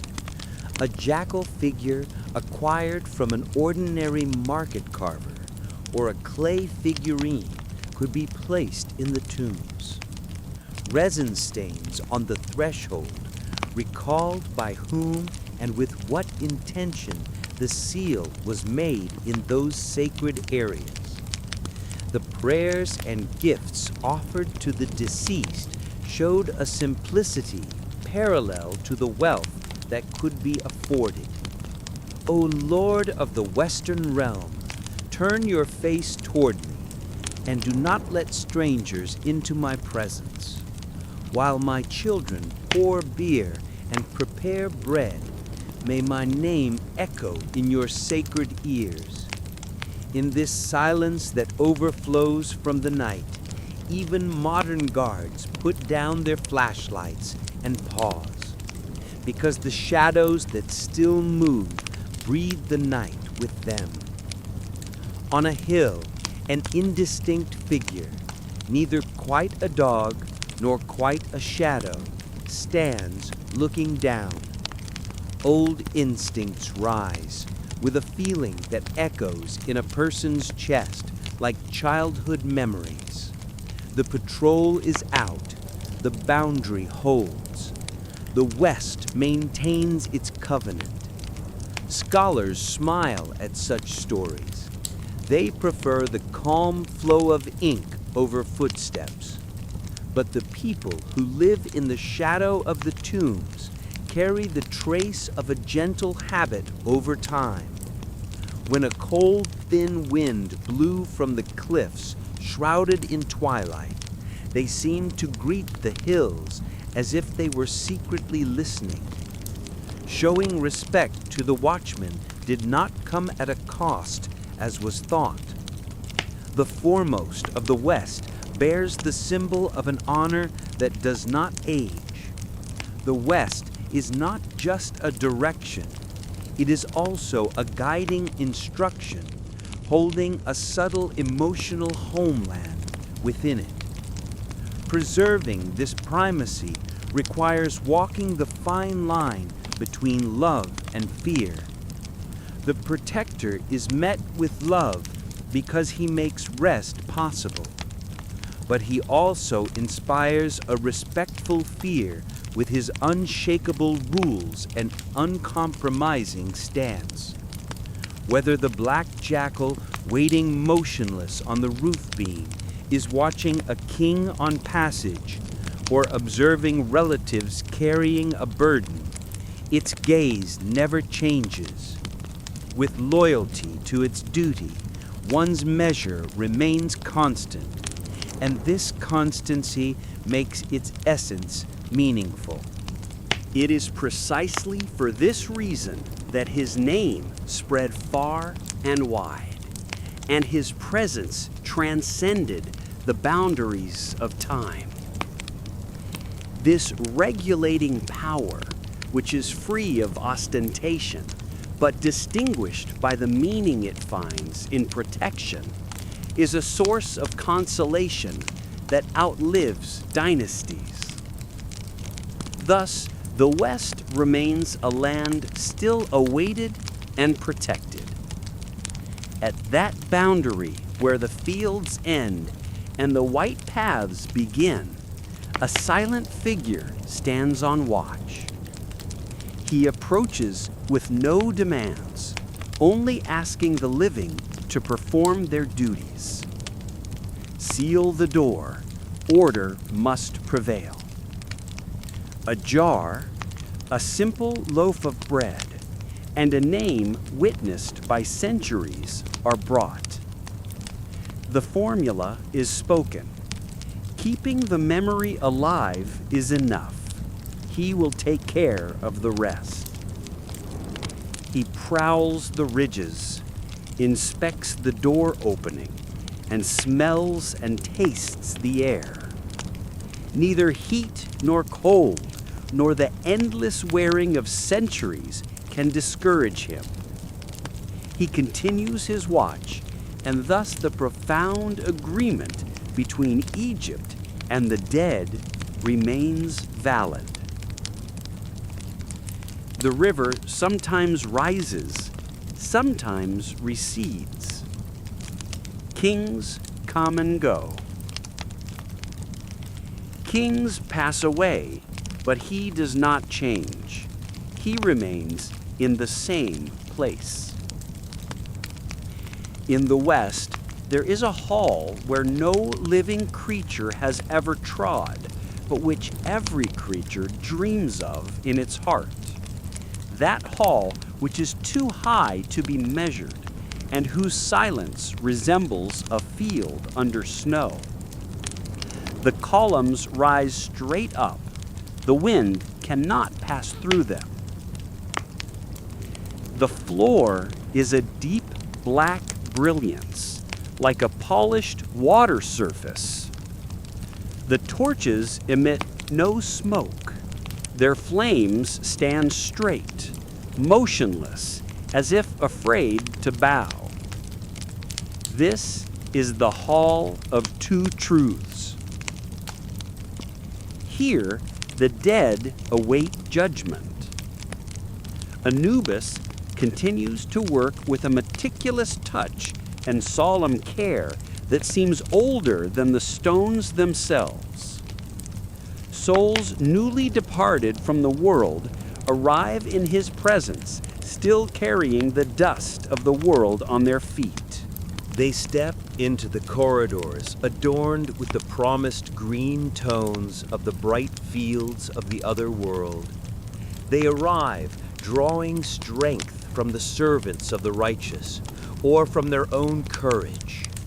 Some proceed bearing the memory of crowns, draped in robes and feathered details. Others arrive feeling the weight of the linen folded by their spouses' hands. When they hear the faint bronze whisper of the scale, they all bow their heads. This scale stands in the center of the hall, its great beam balanced by its two small pans that gleam like tiny moons. The fulcrum is finely engraved with the symbols of order. At the base, a jackal slightly leans forward, intently focused. It watches the needle of the scale like a hunter focused on the horizon.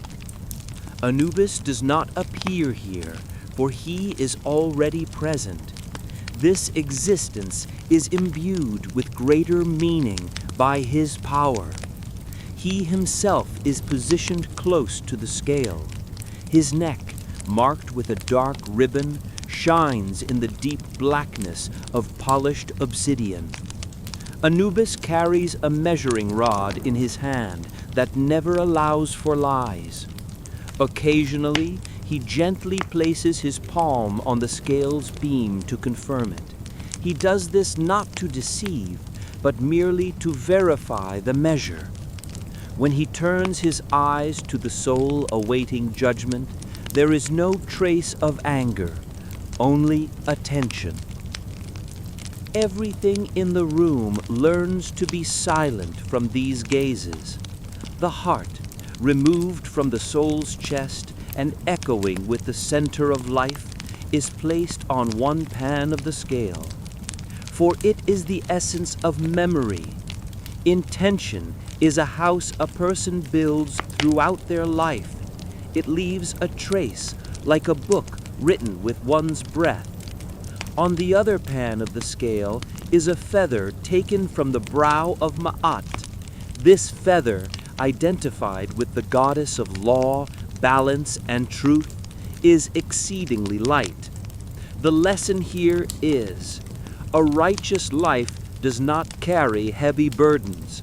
A righteous life can stand firmly balanced on the world. Around the hall sit 42 assessors, representing the different regions of the country. They are not authoritarian during the evaluation. As librarians of behaviors and life choices, they meticulously maintain the catalog of sins and virtues. A scribe with a long ibis beak stands on the side. Seated on his mat, he diligently makes notes. This is Thoth, the figure responsible for calmly and concisely recording events without unnecessary verbiage. Next to Thoth is a figure of concern for many, the devourer. The devourer figure is like a patient crocodile, a lion carrying coiled strength, and a combined entity bearing the weight of a river monster.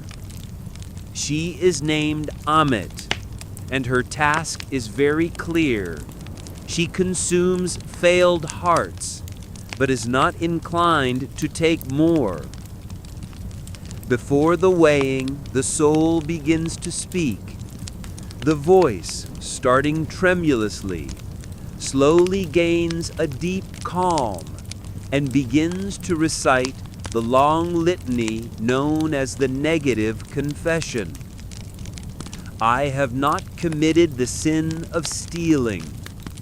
I have not killed. I have not tampered with the beam of the scale. I have not deprived children of sustenance. I have not spoken hurtful words against my neighbor. The confession is not a series of empty claims. It is a mirror the soul holds up to itself as it faces society. It is a final opportunity to recall what was done in the daylight. When the litany ends, the hall feels lighter, because the truth, even if difficult, has been named. Sometimes the dead bring a stone scarab carved over the heart. The beetle carries a spell, asking the heart not to testify against its owner. This represents a plea to the conscience to act fairly. It is a call to goodness rather than a desire for accusation. The spell is a blessing, not a deficiency. Anubis reads it without contempt. He has seen humans crushed under their own cruelties and others wallowing in selfishness. The weight he trusts is the balance that delivers its message when metal meets metal.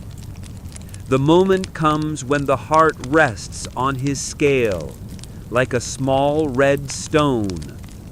The feather becomes visible in the pan. Anubis steps forward. He places 2 fingers on the beam, listening with his head slightly inclined, as if expecting a melody. The room can hear the sound of a falling thread of linen. The needle moves, hesitates, and finally finds its place. The scales decide. When the heart rises to match the feather, the change in the air can be sensed like a turning season. He inscribes the soul's loyalty to the voice. The jury members bow their faces like trees bending in a light breeze. Anubis takes the hands of the righteous and leads them into the presence of Osiris. The old king sits on his throne between his sisters, who are both wife and goddess. Isis's sanctuary is in her lap. Nephthys offers cool counsel. Offerings wait, prepared. In the distance, a green plain stretches out under a light that demands nothing but gives everything. Anubis does not intervene. He releases the hand he holds into stronger hands and withdraws with the ease of a master craftsman who has completed his duty. When the heart fails, the hall maintains its silence. The devourer does not stir. She waits patiently, like a crocodile on the riverbank, holding its breath for the inevitable conclusion. The beam does not deviate from the truth. This heart is heavy with lies, with broken neighborly relations, with violated oaths, with rigged weights in the market, with doors closed to a hungry widow, with days wasted when a brother needed help. Anubis neither grumbles nor speaks. He slowly tilts the pan toward Amit. The text reads, "The devourer eats, but there is no torture." This scene is not mere theater. It merely represents the end of a story that could be written in different ways. The judgment being stern, yet not cruel, is a grace. Egyptian wisdom took a sharp stance against sin, because those living in the world needed to be taught while they had the chance to perform better deeds. The sacred papyri adorning the coffins of the elite offered the same instruction to those who could read. These were called the chapters of coming forth by day, and over time, people named these texts the Book of the Dead. The spells within them were not shortcuts, but teachings that reminded individuals to stay vigilant. They taught the dead the names of the gates to pass through and how to greet the guards at those gates. But the same teachings instilled a habit of measure in the living. Every shop scale in Egypt was a reflection of the scale in the hall where the dead were judged. Every honest merchant would work on their own weighings to ensure the scale was correctly balanced. The scene of the weighing was painted repeatedly throughout the ages. Even in cities ransacked by thieves, the painters knew this order by heart. On the left, the dead were seen approaching. In the center, the beam was either tilted or balanced. On the right was a green-faced god sitting beside his sisters, whose veils resembled wings. Beneath the good, a monster that did not foam, but was inevitable, waited silently. Behind the beam, Anubis waited with a straight posture, his hand on the scale and a ribbon around his neck. Although the compositions differed in color and grace, the same serenity and law were always honored. The essential teaching was serenity. The afterlife was not a place of chaos, but of tranquility and order. It was orderly, like a clean courthouse. In some scenes, the dead, fearful that their hearts would betray them, wore the great heart scarab and placed their hands on their chests as if trying to keep the witness still. In other scenes, Anubis would gently turn his head to look compassionately into the soul's eyes. This subtle turning motion fully expressed compassion. In everything, balance was the defining element. A king who required a mountain for his largest tomb could not escape the feather. The essence of sovereignty was always obliged to promise order. Anubis, on the other hand, was a figure dedicated to enforcing order and justice without discrimination. Why could a jackal be a judge and a guide? Because hunters know silence and attentiveness. Because observers do not blink at critical moments. A watchman who protects the tombs from both dogs and men is the right person who can distinguish truth from false sorrow and deceptive words. The Egyptians saw the cosmos not as a playground, but as a place where work and deserved reward took place. Anubis belonged to such an order, just as a master builder belongs at the keystone. When a man in Memphis placed the correct amount of grain on his scale and then shook the stone that would increase the weight, that action held as much meaning as a sincere act of worship to Anubis. When a woman in a suit refrained from telling a lie that would grant her brief satisfaction or injure her rival for a long time, she relieved her heart for a while in a distant hall she had never set foot in. Such stories evolved over time into law and a societal guide. It would be pleasant to say that everyone who hoped found light, but that too would be a lie too great to befit the scales in the hall. Egypt did not glorify its dead. It conceived of a God who judged without favoritism and without hesitation. It found consolation not in a guaranteed endowment, but in the certainty of justice. The consolation lay in the moment the scale was balanced, and in the fact that no one could alter the value of a heart once placed, neither with gold nor with tears. The jackal-headed watchman observes where the feather stops. He hears confessions older than kings and reads meanings from faces better than lawyers. The dust on the path has carried the trace of light for years.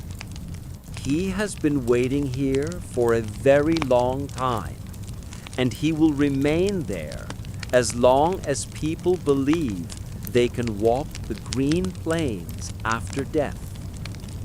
Justice in Egypt was not shaped by a decree or on a throne. It rested on a scale placed on a table and a God who did not hide his gaze. The judgment in the Hall of Two Truths brought this understanding back to the world of the mourners and the record keepers. When he crossed the river in silent boats, he stepped into streets and markets where no trumpets were heard. His face belonged to Anubis.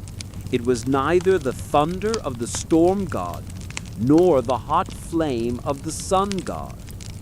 Justice was a power that observed, measured, and did not break its word. The word that held this world together was ma'at. Though a small word, its impact on minds was great. Ma'at was the name of truth. It carried the meaning that what is ought to be. It conveyed that the size of a brick should be declared correct, or that no extra weight should be added to a measure of grain. It signified that one in authority must overcome their fears and bow before justice. Anubis stood at the center of this understanding. When a scribe painted the scene of the weighing on the tomb wall, he was not just depicting the journey after death. He was painting a portrait of a rule that put weight on every written agreement and every oath sworn. The jackal figure beside the scale was like a warning hung in the soul's courtroom. From cities where the sound of hammers echoed on the hills, to villages where women counted dates into their baskets, the name of Anubis was etched into everyone's language. A merchant in Memphis would touch a small jackal figurine on his shelf in greeting before opening his shop in the morning. A tax collector would not take a single undeserved handful of money out of fear of Anubis. Even a foreman who cursed throughout the day in Deir el-Medina made sure every tool was accounted for before darkness set in. Even records hastily written down during a trial carried the weight of this lesson. Every injustice was a crime whose name was recorded with great care. To break the seal was like replacing a sound jar with a fragile one. It was bearing false witness before the gods. The scribe imparted meaning to the words as he wrote the final accusation. People inwardly swore false oaths in Anubis's name, and every new charge added for a thief only meant one more line of burden, while for the judge it turned into a sickening detail. A person who listened to the jackal would easily lie to others, but punishments followed every lie.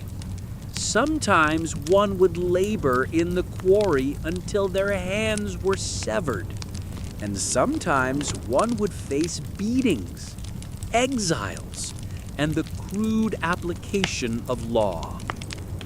Furthermore, there were promises of appearing before a careful and just God whose influence was not swayed by bribes. Divine guardianship was rooted not just in banks or barns, but in the human heart. Egypt's thinkers chose work over rhetoric. They reflected their ethical values in their labor. A potter kept his clay moist to protect it. A stonemason slightly wet his stone to see it better, or a midwife kept the secret of paternity to preserve family ties. All these were seen as sacred incense offered to Anubis. The gods were not blind to rituals. They noticed the man who returned his lost ring, or the woman who chose to correct her mistake. They saw the apprentice who added a fig to the basket of an elderly widow whose hands were trembling. Just like linen being laid piece by piece after a cut, such small gestures lightened hearts. The priests taught this understanding with a patience that outlasted that of the dynasties. Lifting the small statues in chapels filled with the scent of oil and reeds, they reminded people of the unforgiving memory of the divine scalemaster. They taught children the names of the gods to provide them with a map guided by conscience, not fear. Apprentices in the embalming house were told that sacred work must only be done with full attention and clean hands. They were told that the God who guarded the tomb preserved the truth. A child raised with such lessons found the same peace when seeing the jackal statue on the doorframe as they felt watching a good craftsman work silently. The presence of a carefully observing witness also allowed people to correct themselves without making mistakes. This thought transcended boundaries and spread to other lands. Greeks who came to Egypt offered their sacrifices again in the afternoon after the scornful words they spoke in the morning. Even they felt that tranquil confidence provided by indisputable truth. In their academies, they swore by different gods, but when they wanted to emphasize facts in daily conversation, they began to swear by the dog of Egypt. Even if they couldn't translate his ancient name into Greek, they were speaking of Anubis. Merchants from the islands brought small bronze jackals to place on top of their ledgers. There are Roman stories that speak of processions where a black-faced guardian walked with masks and music, and the crowd fell into a deep silence at that moment. The idea of certainty and fair judgment had a power that could calm the excitement of any festival. The papyri named the Chapters of Coming Forth by Day served as a guide for the dead. They offered maps of the underworld while also providing direction to the words that unlock the gates. However, they were simultaneously like a citizen's handbook. The sections depicting Anubis standing at the scale taught the living the habit of keeping their granaries honest and their minds more reliable. A man giving the negative confession would say, "I did not withhold milk from the mouths of children. I did not pollute the river with waste. I did not use the hide of the temple's flock for my sandals. These are actions performed on this bank of the river, and the God of the other world was scrutinizing them closely." An icon was repeatedly encountered in silent rooms. Anubis, leaning over an object as small as a scale. His fingers were extended toward the beam of the scale. A scribe worked behind or in front of him, and the waiting soul struggled silently not to swallow. There was no panic or malevolence on their faces.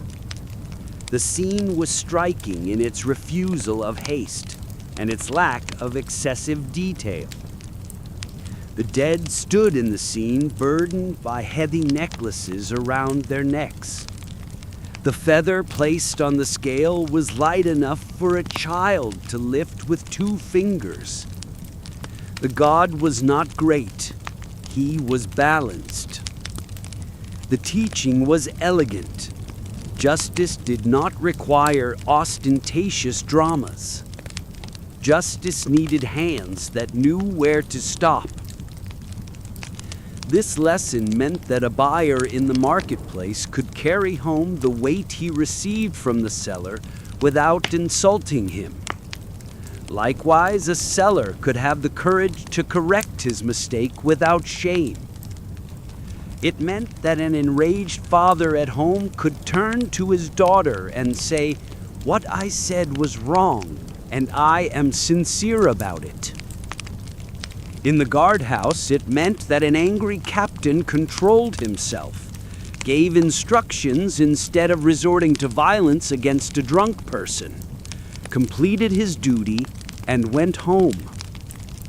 The shadow of the jackal above the door instilled morality and honesty in people. There were people who believed they could implement this order.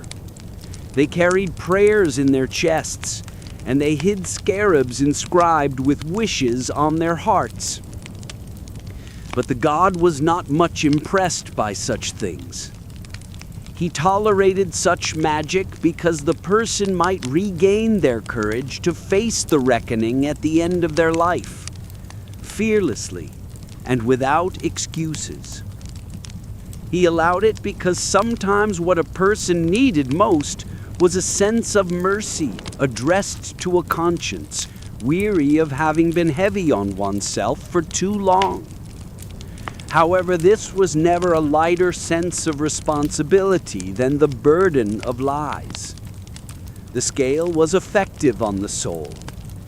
Regulating your relationships while breathing was more meaningful than arguing about poetry with bronze tools. If you want to see justice with your own eyes in the world of the living, go to the West Bank in the evening. You might see a patrol officer standing in front of a door, touching the lintel with 2 fingers as if greeting the homeowner. There you realize he is saluting an unseen guardian. In the morning, stop by a market and look for the clerk whose ledgers are never without ink stains, because he checks them with great care and diligence. If you ask why he works so slowly, he will smile lightly and say that a person should not be put to shame in the afterlife for a few grains of barley.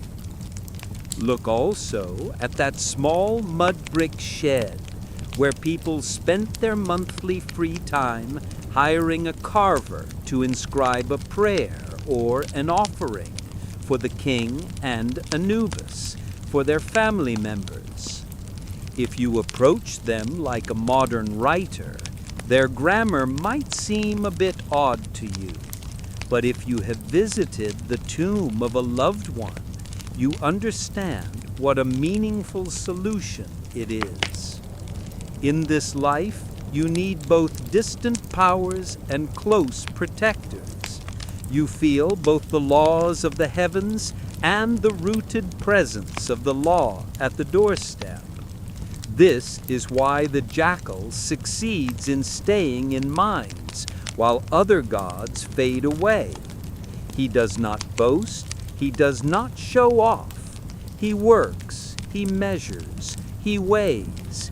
He keeps his vigil at night, and in the morning He reads hearts like a craftsman inspecting grains indoors.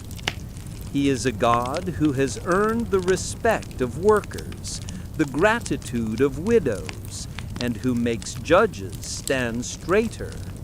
He is a figure that can be grasped, even when a child places a breadcrumb by the tomb and promises himself to be a better person the next day.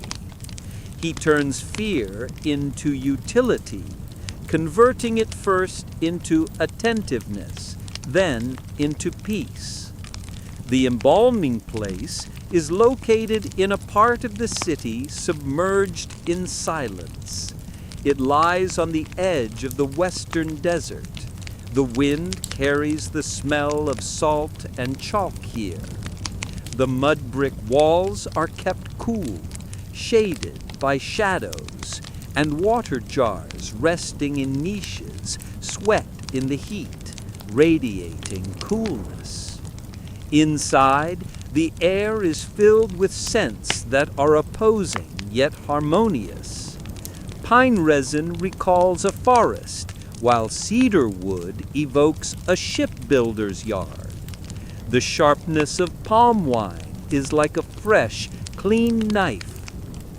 The smell of natron is collected on the floor, like the pale residue of unwashed traces from yesterday.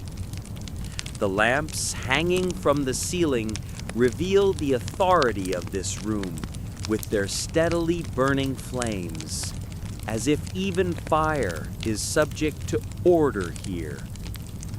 This is known as the place of purification. The words carved into the doorpost remind everyone entering that they must leave their quarrels behind before stepping inside. Apprentices, stepping in with their sandals dangling on their feet, place their sandals aside as if leaving all their pride at the door. At the entrance, a scribe sits on a mat with a cloth over his knees, meticulously recording the names of those entering and the work they have come for on a long scroll in his hands.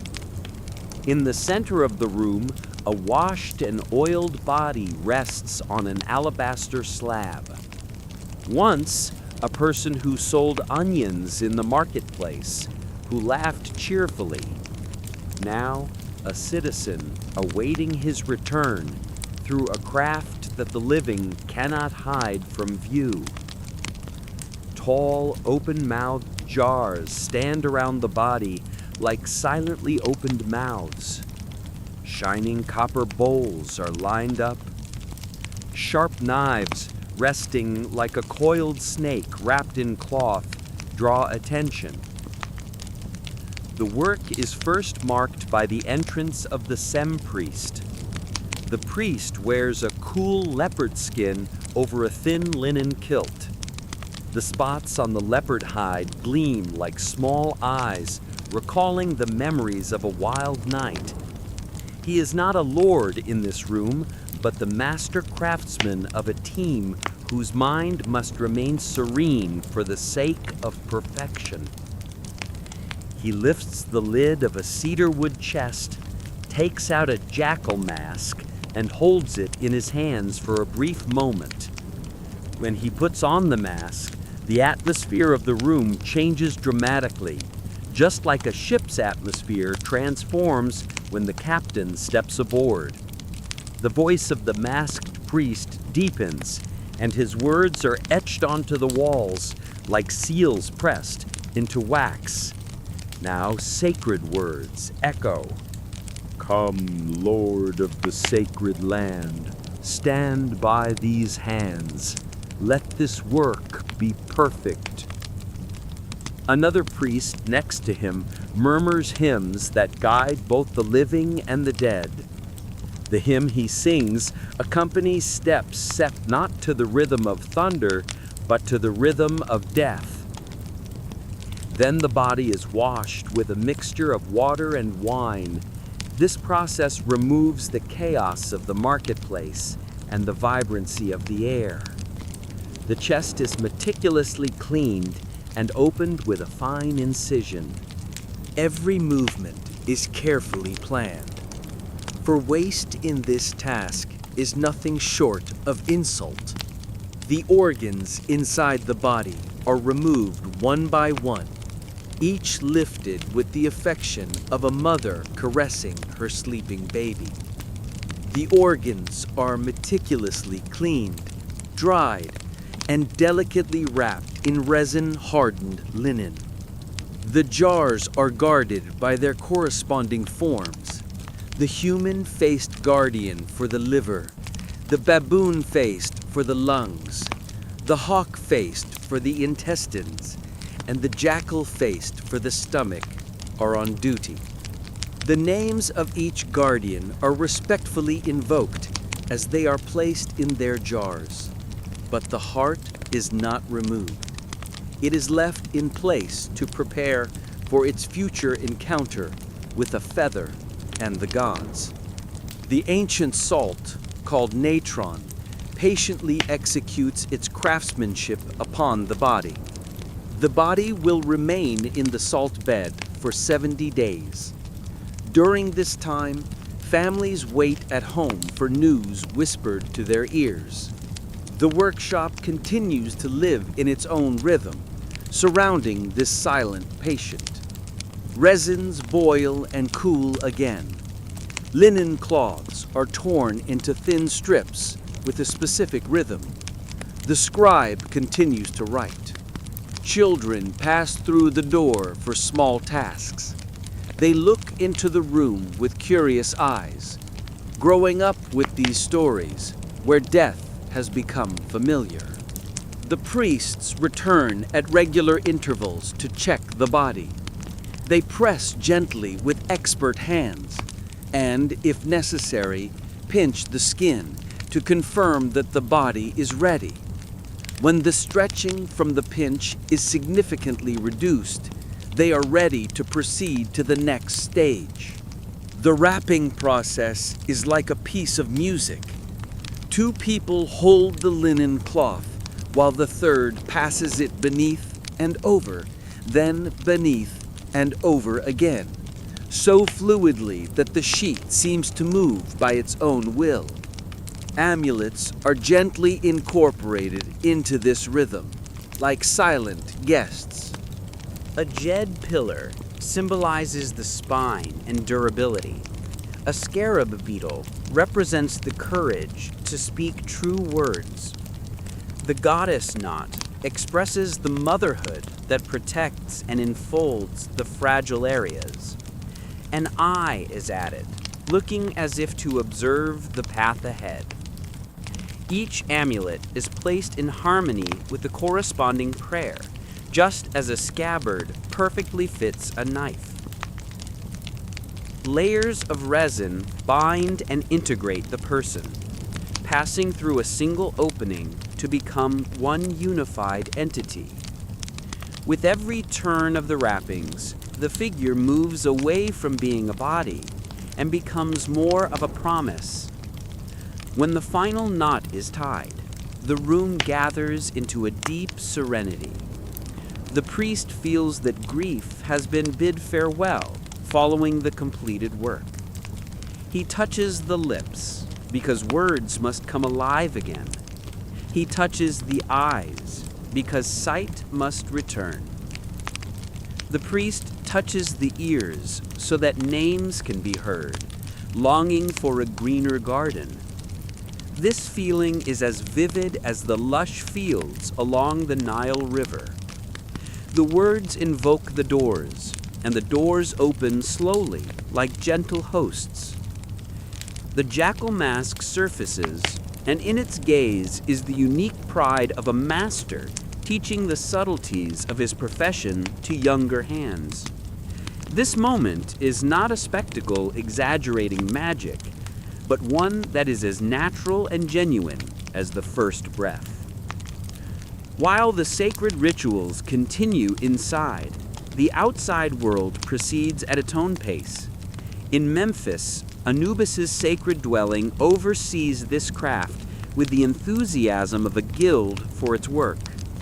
Here, wages are settled and contracts are read aloud. Families decide whether they should choose rich cedar wood or one of the simple local woods. They choose whether they want a gilded or painted face. They might request a long and heavily detailed ritual or an elegant ceremony content with little. The priests do not cast a single bad glance at the poor. A simple but proper funeral is of great importance for both faith and social order. The tiny jackal figure on a small chest keeps watch just as seriously as the gigantic statue in a magnificent tomb, and fulfills its duty. As long as the words are spoken correctly and the hands work honestly, apprentices stand side by side, learning the discipline of remaining motionless. An apprentice spends weeks wrapping and unwrapping the cloths just to learn the art of aligning the corners. Another carefully grinds the natron and patiently records the weights. Eventually, his movements become almost as swift as breathing. Yet another learns to cut only where necessary and to carefully put down the knife when the job is done. There are always small jokes made in the corners, because this work is human and carries the warm presence of the living, not the dull stories carried by gloomy stone statues. But when a name is pronounced and the family takes 3 steps and pauses respectfully, those cheerful jokes are quickly forgotten, just as a strong wine quickly fades from the palate. A loved one is felt to have been healed. The room knows the meaning of this too. This feeling is not written on papyrus, but it is as clear and certain as any law. Do not rush. Do not show off. Always approach the dead with compassion and nothing less. Wash your hands after anger or before starting the work. Be sparse with words during the funeral prayer. Speak little and meaningfully. Put your tools away, because order is a reflection of discipline, and that is almost as valuable as a prayer. If you are tired, do not hesitate to admit it, and ask someone to take over your work, for arrogance damages your honor worse than resin stains linen. The young learn these disciplines and carry them into every aspect of their lives. When a guild teaches patience and order, it is society that profits. On feast days, the same hands that break up resin and measure linen lift the statues of ancient masters and carry them through the streets, which smell of bread, sweat, and the river breeze. People enthusiastically scatter flower heads into the air, each one gleaming like a small sun. The ancient priests walk with the solemnity of people who know the sanctity of their duty with every step they take. An elderly woman who barely makes a living raises her hands to the sky as she passes the statue and says, "Just bear witness. Your words are enough. This is the essence of the covenant. We will do our part. You fulfill yours." While royal cemeteries with their gold-filled halls attracted thieves from 3 provinces, ordinary funerals preserved the essence of meaning. A wealthy merchant could afford resins that did not lose their scent even in the cold winter. Another would bargain for an ornate coffin that glorified simplicity with its white background. A soldier might die in a workshop with scars, carrying the burden of distances traveled and suppressed rebellions. But in the end, everyone was wrapped in the same white cloth and placed in the coffin with the same nakedness. The difference between the rich and the poor in this place was not about drawing attention, but more about ornamentation. Anubis's house reminded people of a lesson not to be forgotten. Serving the dead sustains the living. From the carpenter to the weaver, the perfumer to the quarry worker, from scribes to jar makers, god carvers, and mourners, everyone formed a link in this chain. Everyone had a place in this cycle that began the moment one's breath ceased. The economy of care is like a constantly flowing mighty river. It keeps craftsmanship alive, even when drought shrivels the fields. When theft occurs, justice intervenes, because the voice of hunger is loud. If the thief hesitates, it is because of the fear of being heard by a black jackal. This fear saves breadcrumbs, preserves the oil jug, and provides food for the craftsman. The gods who protect the cemeteries are also the guardians of work and wages. The doors of the workshop sometimes open to a homeless traveler, a stranger who survives by the generosity of the neighborhood, or a child who has outlived his parents and is subject to no family seal. Priests do not bargain at such times. They use their hands to perform their duties with silent meticulousness. The scribe records a symbolic placeholder for every name so that none are forgotten. A small amulet emerges from a chest reserved for these moments. The water carrier girl, catched, is remembered with more care than usual that day, and the offering continues until the cup is lightened. At these hours, the room takes on a family warmth that can be borrowed during the difficult days when the city falls short. As the packing is completed and the painted mask takes its place and the ropes are tied to the shrine chest, the atmosphere of the workshop shifts from craft to ritual. The sled is prepared and the small jackal is secured to its bow with a leather strap. The family is close enough to touch, but not enough to disturb the order of the cult. The same priest lifts his mask for a brief moment to show that all this work serves not only the gods, but also the people. But immediately after, he lowers his mask, and as the procession proceeds, his voice transforms from the measured tone that began with the rhythm of the room into a powerful harmony that loves the open air. The journey to the tomb begins. The house they leave behind organizes its tools, its senses, and its silence, awaiting the next name. Ancient Egypt dedicated its greatest temples to the sun on the East Bank, but the West Bank possessed a quieter network of structures and temples where Anubis reigned. These sacred places were positioned right beside the necropolis and at the edge of the desert. The courtyards were notable for their white walls covered in limestone dust, while the stone doorposts were darkened by the countless touches of hands requesting protection without ceremony. Priests in spotted hides walked these spaces with grave steps. Not as princes, but as servants who had learned that greatness is hidden in subtle work.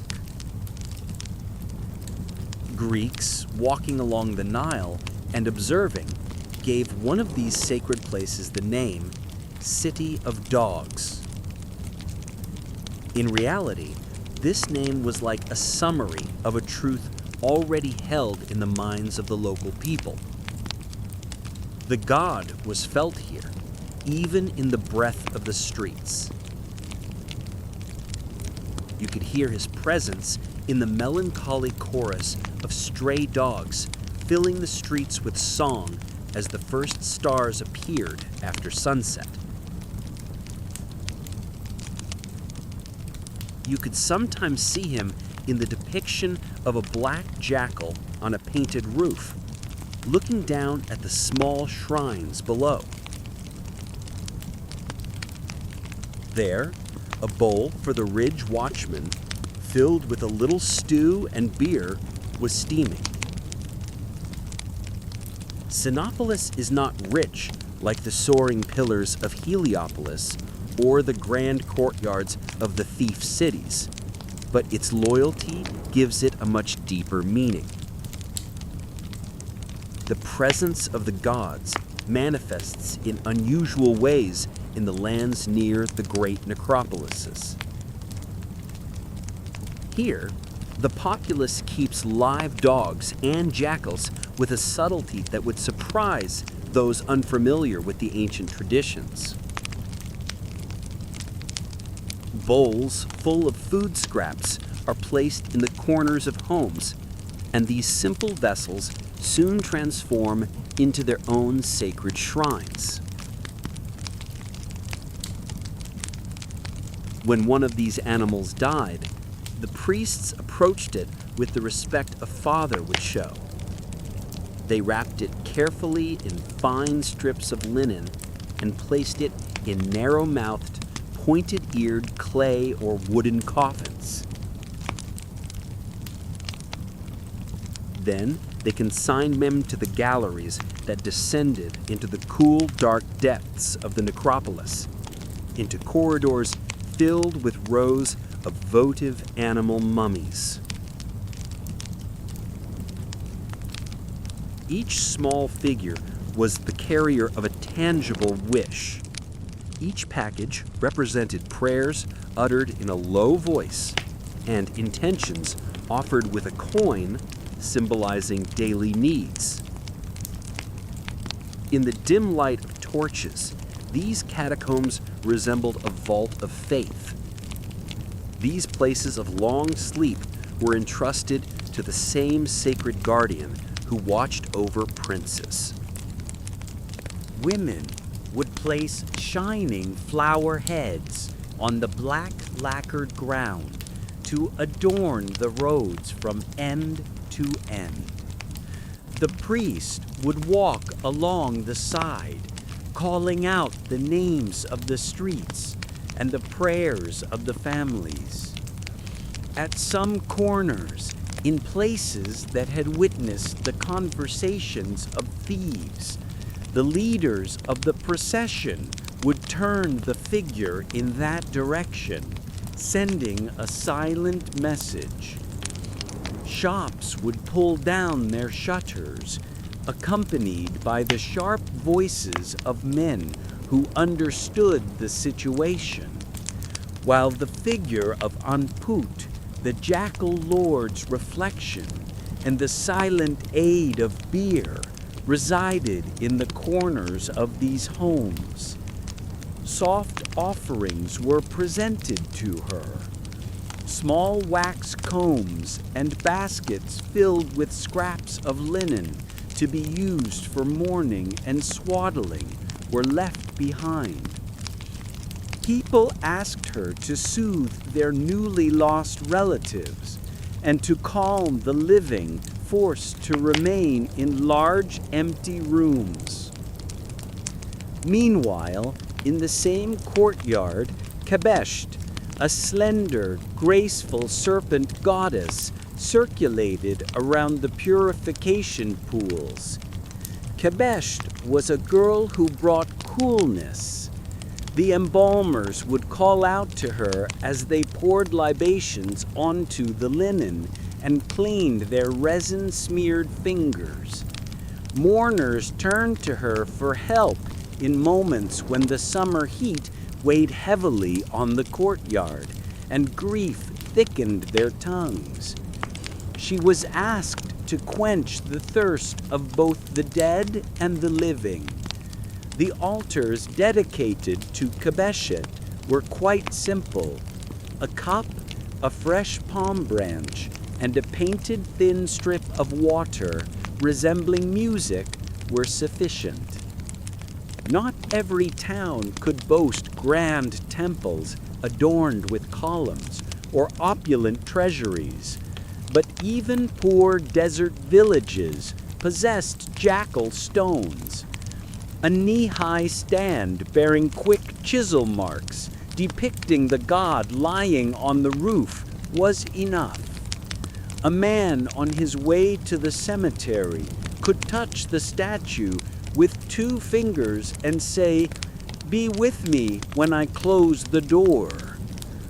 Likewise, a woman could leave a warm cake and a sip of beer, calling out to the West with a name. The West always listened. The god did not view his followers as merely numbers. He valued their hands working with care and fidelity in their tasks. Faith operated not through complex rituals, but through a simple yet meaningful economic cycle. Pilgrims would buy jackal amulets carved from basalt or pharaonic stones. They carried these amulets tied to their necks with strings during night journeys, or placed them in the baskets where their newborns slept. This was because, in the first weeks of life, the distinction between this world and the other could blur, and these small amulets were intended to provide assurance. Scribes inscribed the god onto coffin boards quickly but lovingly. They were paid with bread, oil, and the family's promise to mention this god in their prayers. Carvers designed false doors carrying predetermined formulas, leaving blank spaces for names, and sold them. All these actions solidified the foundation of daily life and prevented faith from becoming a luxury privilege. The priests, for their part, did not harbor a blind disdain for the world. They too ate from the offerings and laughed when the mood struck. Like other people, they married and raised their children to work in crafts or fields. But when they wore the mask and took up a knife, the atmosphere changed completely, gaining a new gravity. The memory of a leopard-patterned knight and a god leaning over the first mummy were the images carried in their stories. They neither forgot that a temple was solely a place of worship, nor that a workshop could be solely a place of production. This was a lesson, despite its weight, that had always been difficult to remember. However, when the granary doors looked appealing, or when a cousin requested a favor that would bend the rules, men realized the importance of remaining honest. In a famously known treasury, the guards had placed a jackal secured with tightly tied ropes in the sanctuary on behalf of a young king who had died prematurely. The statue's ears were sharply upright like swords, and its eyes watched like a clock that exceeded human patience and held time. The ropes were still untied. The message had existed beyond the sender and the receiver, maintaining its permanence.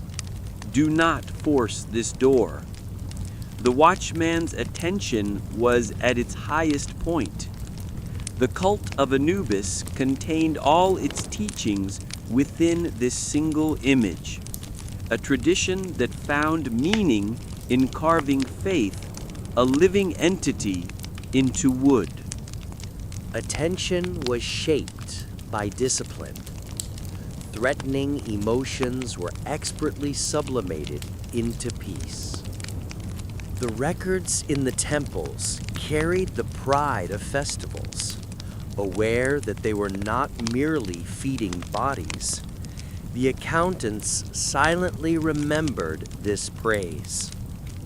On such days, the city would be washed and would wear its most special clothes. The same priest retold the stories that gave meaning to the old stains on his cloak to the public. He opened the story of the unwanted dogs keeping watch. He recalled the epic of a child found in the reeds and the woman who brought him coolness with her songs. He spoke of the justice of the scales that do not lie, and of the fields beyond the west, where a man could reunite with his lost ones if he kept his hands steady on the weights. As the stories were deeply rooted in the people, they wept openly as they were narrated. They sought solace in the stories that belonged to them, the ones that would always find them. When night fell, the offerings were counted, the dogs were fed, the needs of the poor were met. The candles were extinguished, the place was swept, and the doors were bolted. The jackal in the temple still stood with the same serenity, one that hid a divine sorrow. Gods were not deterred by fatigue, but the priests shrugged their shoulders and headed home under the night sky, dominated by sharp, clear stars. The desert was like a sleeping bull, approached with reverence at every step, even though it did not seem to contemplate attacking anyone. It was not distant, but familiar and majestic. A real jackal stood along the ridge, looking down with that deep silence.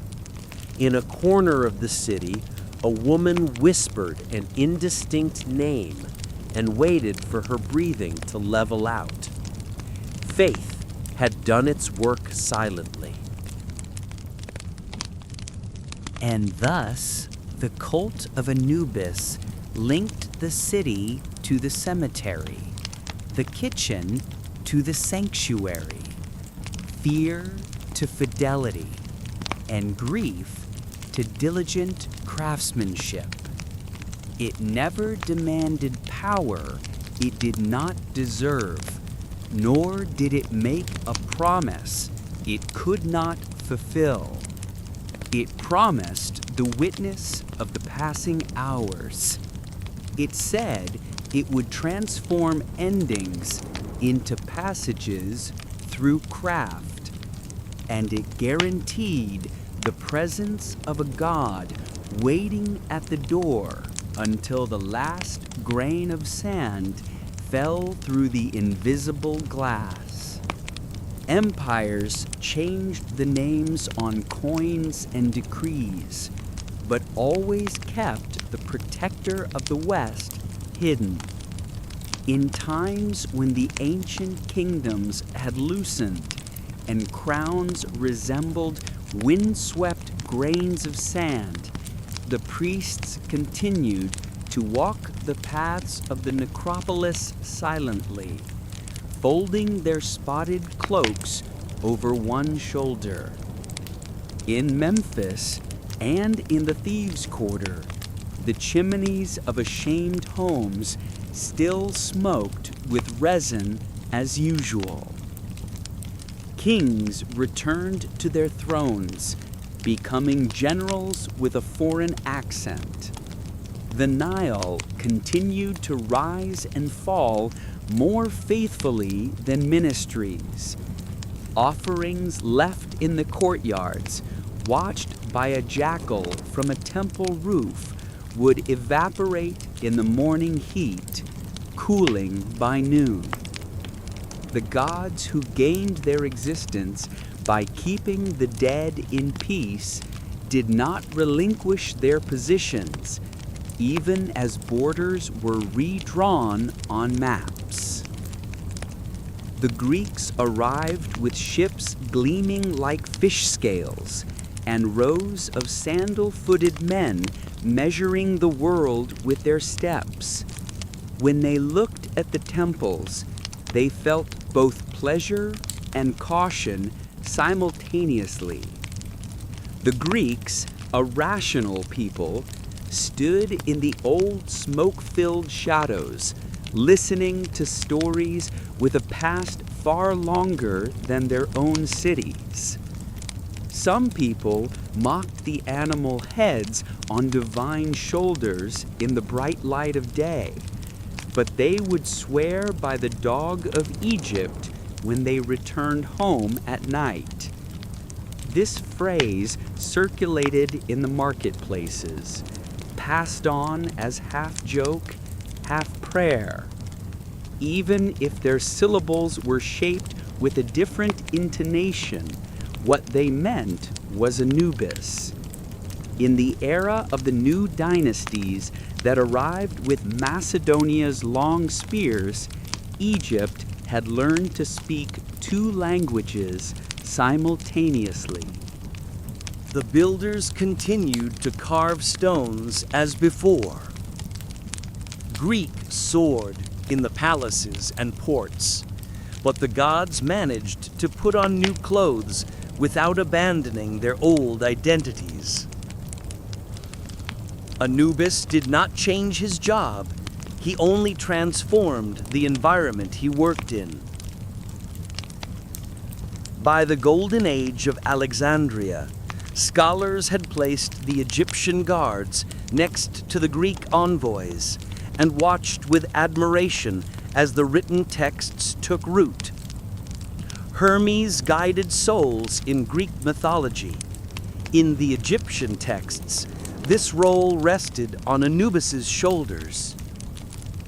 As if clever hosts were introducing kindred spirits at a shared feast, the two figures were brought together. A new figure emerged on painted walls and in the hands of amulet vendors. Anubis, with a jackal head and a staff. He shone as a symbol not of confusion, but of acquaintance. A symbol of a new unity with his jackal head and caduceus. A city that combined two duties, that coastal seat of wisdom with its synagogues, enjoyed recording such unique harmonies. Philosophers debated the nature of the soul at length, as if it were a metal to be weighed on a sensitive scale. Meanwhile, in a back alley, a painter continued to apply black lacquer to a jackal statue with an old satisfaction. Crowds echoed in the columned processions, where the scent of incense permeated the air, and Greek hymns merged with Egyptian drum rhythms. In the festivals of Isis, the goddess's ship moved through the crowd like a surging sea, carried on the shoulders of the people. When a black face with long ears and calm eyes appeared among the masks, everything found peace. Even this city, built for chaos, could retain a trace of order in the presence of the jackal. The light of the lake gleamed like a jewel embedded in the brown soil. The people of that era prepared their dead with great care, coupling their faces to eternity, painted on thinly carved lime wood panels. These faces looked out at the world with eyes that had seen both Homer and embraced the sunset and eternity. Among those adorned with garlands and gold leaves, it would be incomplete if a small jackal figure did not appear in the corners of the coffins or on the edges of the paint, born from Greek fashion and Roman perfection. That symbol silently continued its existence over time and remained as the signature of old assurance. Families who learned to write the neat Greek letters carved on a child's tombstone also made sure to secretly hide the amulet of that black protector where no one could see it. Secrets that would emerge centuries later in the light of museums rested as if they were hidden in the depth of the past. Even the laws had changed. Gods were now moved to new rooms, and Roman bureaucrats cared more about contracts than even the Egyptians did. But this seriousness still could not erase the memory of those ancient halls where the heart was weighed against a feather. Judges with purple tassels presided over tomb robberies with the weight of tradition intersecting with decrees. The accusations that reached them were like new versions of familiar stories: broken seals, stolen amulets, false oaths taken in Anubis's name. The criminals were then met with fines, punitive beatings, and long periods of imprisonment. The civil tradition that interference with the eternal rest of others should not go unpunished continued even as the standards shifted from the lotus to the eagle. Writers busy with Latin records never hesitated to borrow the old gods to add color to their own scenes. According to an old narrative, the city populace would gather to watch a procession featuring the gods' puppet-like steps and living staircases. In that magnificent golden excitement, the Black Guardian walked solemnly. His face gleamed like smoky silver under the scorching sun that made everyone squint. Although the spectators had little interest in sermons, they felt their conversations unconsciously diminish when the jackal passed by. In this city, where the expectation of order and tranquility prevailed, a god's silent presence, neither smiling nor blinking, existed amidst its splendid environment. However, this order could not erase the ancient forms and rituals beyond the rivers. Kings were still hosted in their deep stone tombs, while the workers of Deir el-Medina continued to sketch jackal figures on ostraka during their lunch breaks. In Memphis, the Anubis dynasty continued to embrace even the desolate foreign dead. They were careful to deliver their rites without bargaining, even if the deceased had no family. While the smell of incense and sun-scorched spotted hides still lingered, the mouth of the mummified body was sealed with prayers. The masked priests performed their duties with composure as the mummy was lifted. And when the procession began, a small jackal figure attached to a board set off, just as in the old days. The true strength of a civilization is hidden not only in what it displays, but also in what it can conceal. While debates continued among philosophers and priests about the conflicting nature of learning and sacrifice, Plutarch appeared like a graceful guest listening to tales, trying to extract meaningful conclusions from what he heard. The stories of Osiris, Isis, and the Jackal Lord were narrated in a language that satisfied the schools and preserved the essence of the story. These scenes were in the memory of someone walking on an old floor smoothed by feet and tears. The value of his ancient name still carried great seriousness for him, and this was the first and last virtue a foreign scholar needed to possess. As ancient beliefs increasingly disappeared into quieter channels, new hymns began to echo in basilicas and monasteries. The embalming workshops, in turn, were eventually submerged in silence. Jars emptied, knives rusted, and leopard skins were folded and left untouched. However, the bond between Egypt and its peculiar protector was never entirely severed. That bond merely changed form and continued its existence in other ways. The jackal figure remained hidden in artworks and in the tradition of those passing through tomb doors touching the lintel with 2 fingers. It continued to live in the subconscious of a measured farmer who found a beam more frightening than a judge. And it survived in the stories told to children when someone was lost at home. A God who watches carefully is a cure as effective as eternity. In the new era, archaeology was unearthing secrets not with magic, but with levers and brushes. Yet the observers could not help but feel they were being watched. Those who opened the lid of rooms sealed for years, evocative of hell, felt the steady gaze of an eye woven onto their shoulders. On gold-inlaid roofs, a jackal rested with a calm arrogance that defied time. The ropes sealing the royal sanctuary were still coiled beneath his paws. Do not.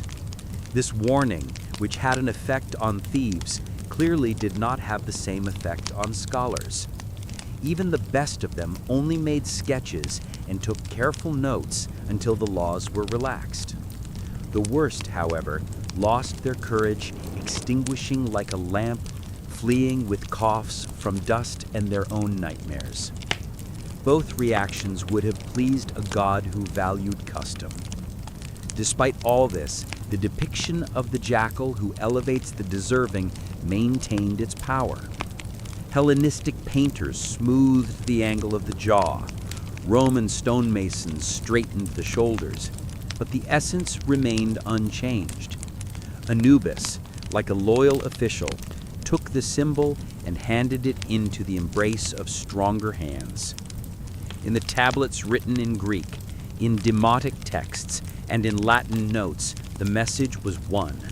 A guardian does not seek fame. He protects the doors and the scale, serving a higher order, free from passion and fatigue. A society that manages to keep its protector alive through wars, fashions, and alphabets is founded on a solid base. Egypt was a living example of this. The Nile Valley remained faithful to its usual cycle, and the desert maintained its counsel with quiet determination. The West, with its variability, had taken its place as both a doctrine and a direction. The smoke rising from homes where grandmothers still burned incense in the twilight, whispering a name in the corners, had never ceased. From the old kingdoms to the reign of Alexander to the empires and beyond. The time of the gods who heard such things was different from human time. Their calendar was not readable. In Egypt, time does not flow in a straight line. It scatters like sand and returns like a falcon gliding on a warm current. For a long time, ancient rites fell silent. Their place was taken by prayers echoing between new stone roofs. Priests in black robes and men in white clothes debated the same power with different words in monasteries where incense rose.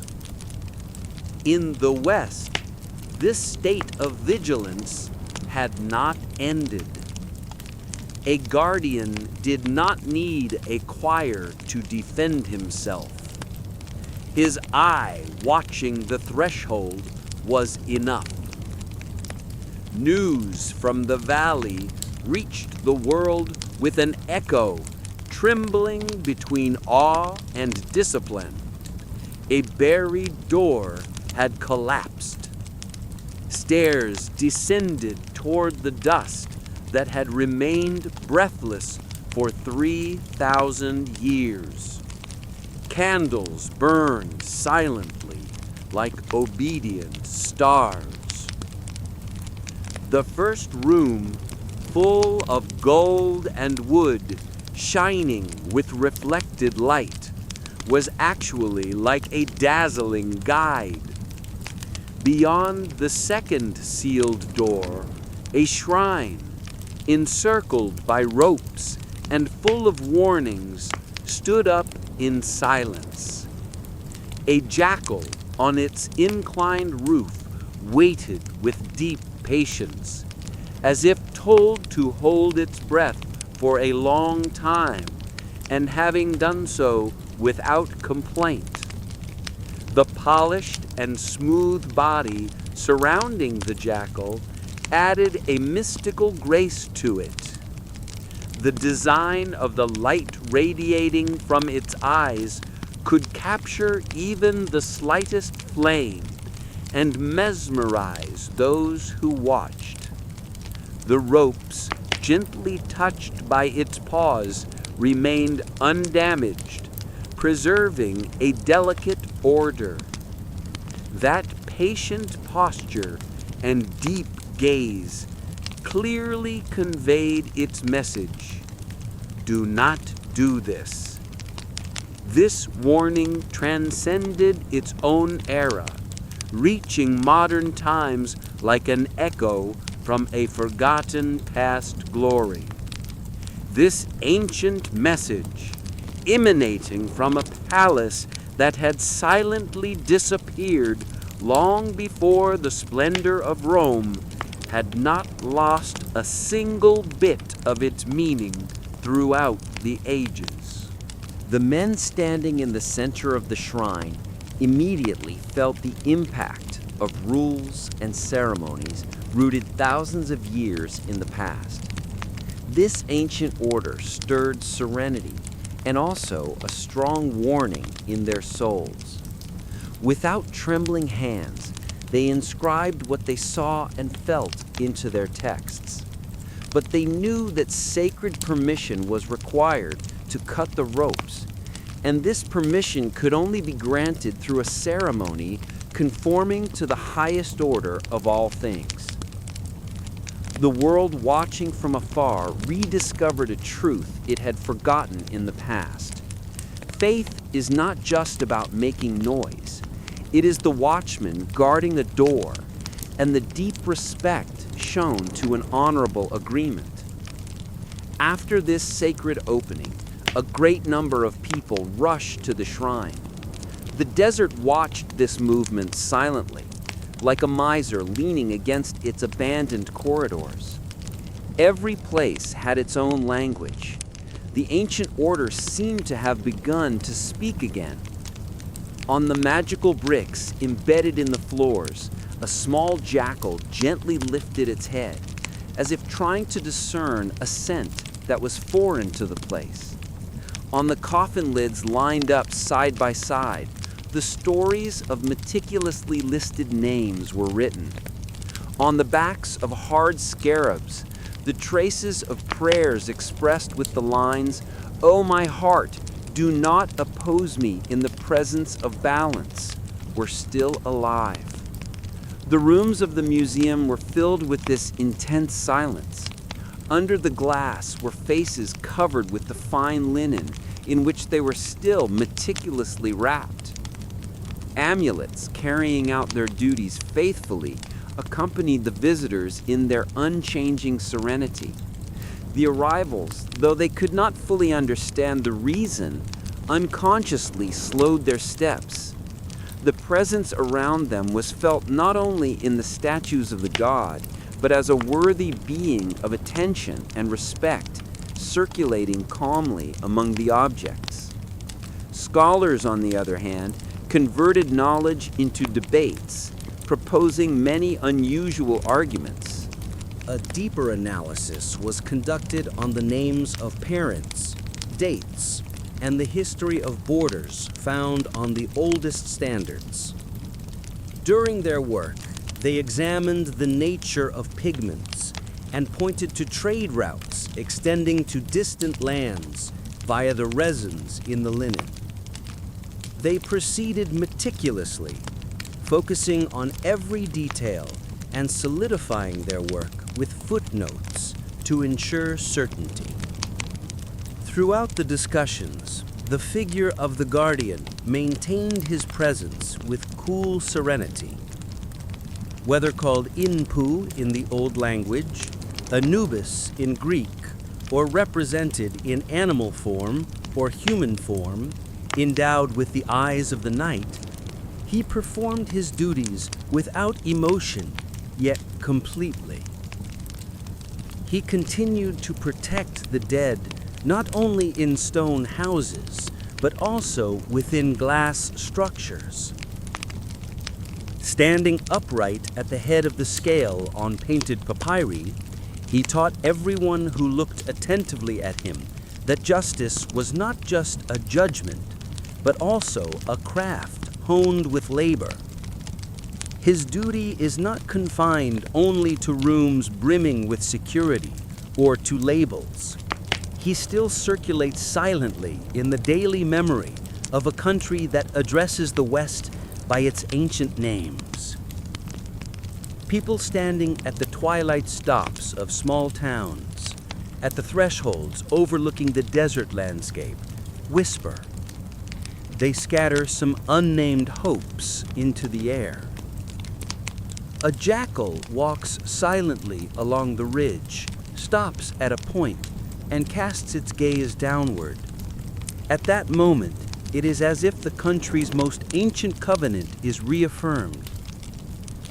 An elderly woman, as if quietly giving instructions to someone unreachable by strangers, says, "Keep them safe." The jackal responds to this call with a silence that leaves no gap. Keep them safe. The ancient cults that once mummified packs of dogs carry a different legacy, extending from a distant past to the present day. In the streets of Cairo, a hand gently touches the head of a stray dog with prominent ribs and a torn ear in the shadow of a business, and a piece of bread is left before it. This is not worship. It is a reminder of the past. In this land that carries the names of prophets and saints, an older memory persists, stating that four-legged guardians deserve kindness for ancient reasons. This is how civilizations survive, through the power of what is concealed and the small, meaningful gestures within ordinary days. They protect what must be protected and conceal things they cannot afford to lose within the simple acts of everyday life. Writers, painters, and storytellers also made it their duty not to forget him. They brought him to screens and book covers. They gave him life in stories, sometimes to frighten and sometimes to console. When they put armor on him and sent him to battlefields, they drew scenes that would have astonished even the first priests. Sometimes they declared him the stern ruler of the dead, but always overlooked that his best aspect was being a flawless servant. Yet, beyond all these forms of representation, his inherent brilliance showed itself. It manifested with the sharpness of his long ears and his continuously steady gaze, his gentle hand resting on the scale, or his firm touch on the coffin. That unchanging presence endures even amidst the loudest narratives of the modern age, like an unfailing melody beneath the drums. The most valuable lesson he carried from the past to the present is neither a magic spell nor an ancient charm. It is a simple standard of conduct. The idea of holding the world up with measured actions, performed with respect and care, has never been more essential in cities that forget they are alive. Immediately after the excavator fills the trench, the god continues to remind, even if he does not preach. Leave your study in order, lock the door, and do not return to the room at night. When passing a tomb, touch the stone threshold as if seeking support. Do not immediately consume and waste what you are given. Appreciate the value of time. Let your scale remain fair, balanced. Seat the beam precisely in the middle. Strengthen the structure. Look after the widows. Do not withhold your help. Accept and express the truth before you are forced to. If you do all this, the final corridor awaiting you will no longer be a frightening place. We are in a modern age where airplanes traverse the sky and electric bells echo. But there is an image that comes to mind whenever I think about the Jackal Lord. That image is the silence after closing hours in a museum room. The security patrol has passed. The lights are dimmed, illuminating only a pale phantom of the old days. A bus rumbles outside, its roar echoing inside. Above the shrine, a shadow seems to have appeared, a black shape. The sheen on the back of that shape joins with the faint beam of light seeping from a partially closed door. He does not close his eyes, because gods cannot sleep at their watch posts. Far away from that museum room, people are burying their dead with prayers and different rituals. Nearby, a stray dog inspects a paper cup and then continues on its way. Between these two worlds, an old watchman silently keeps vigil to preserve the connections. He is a silent figure who makes a fragmented world feel slightly less fragile. Ultimately, Anubis stands before us as the dark guardian who answers humanity's greatest question: what brings order to chaos and uncertainty? The answer in ancient Egypt was clear. It was a master craftsman dressed in black, protecting the doors and the balances. A faith that began when a fear was transformed into a prayer. A devotion that deepened where a trade gained sanctity. And ultimately, this being became the silent guardian of justice. He has been carrying out this duty longer than all kings, and will continue to do so as long as the paths he bequeathed are not forgotten. The wise jackal, observing how people speak with what they fear, became one of the clearest and most reliable guides over time. He never promised things he could not deliver, but he fulfilled more than he promised.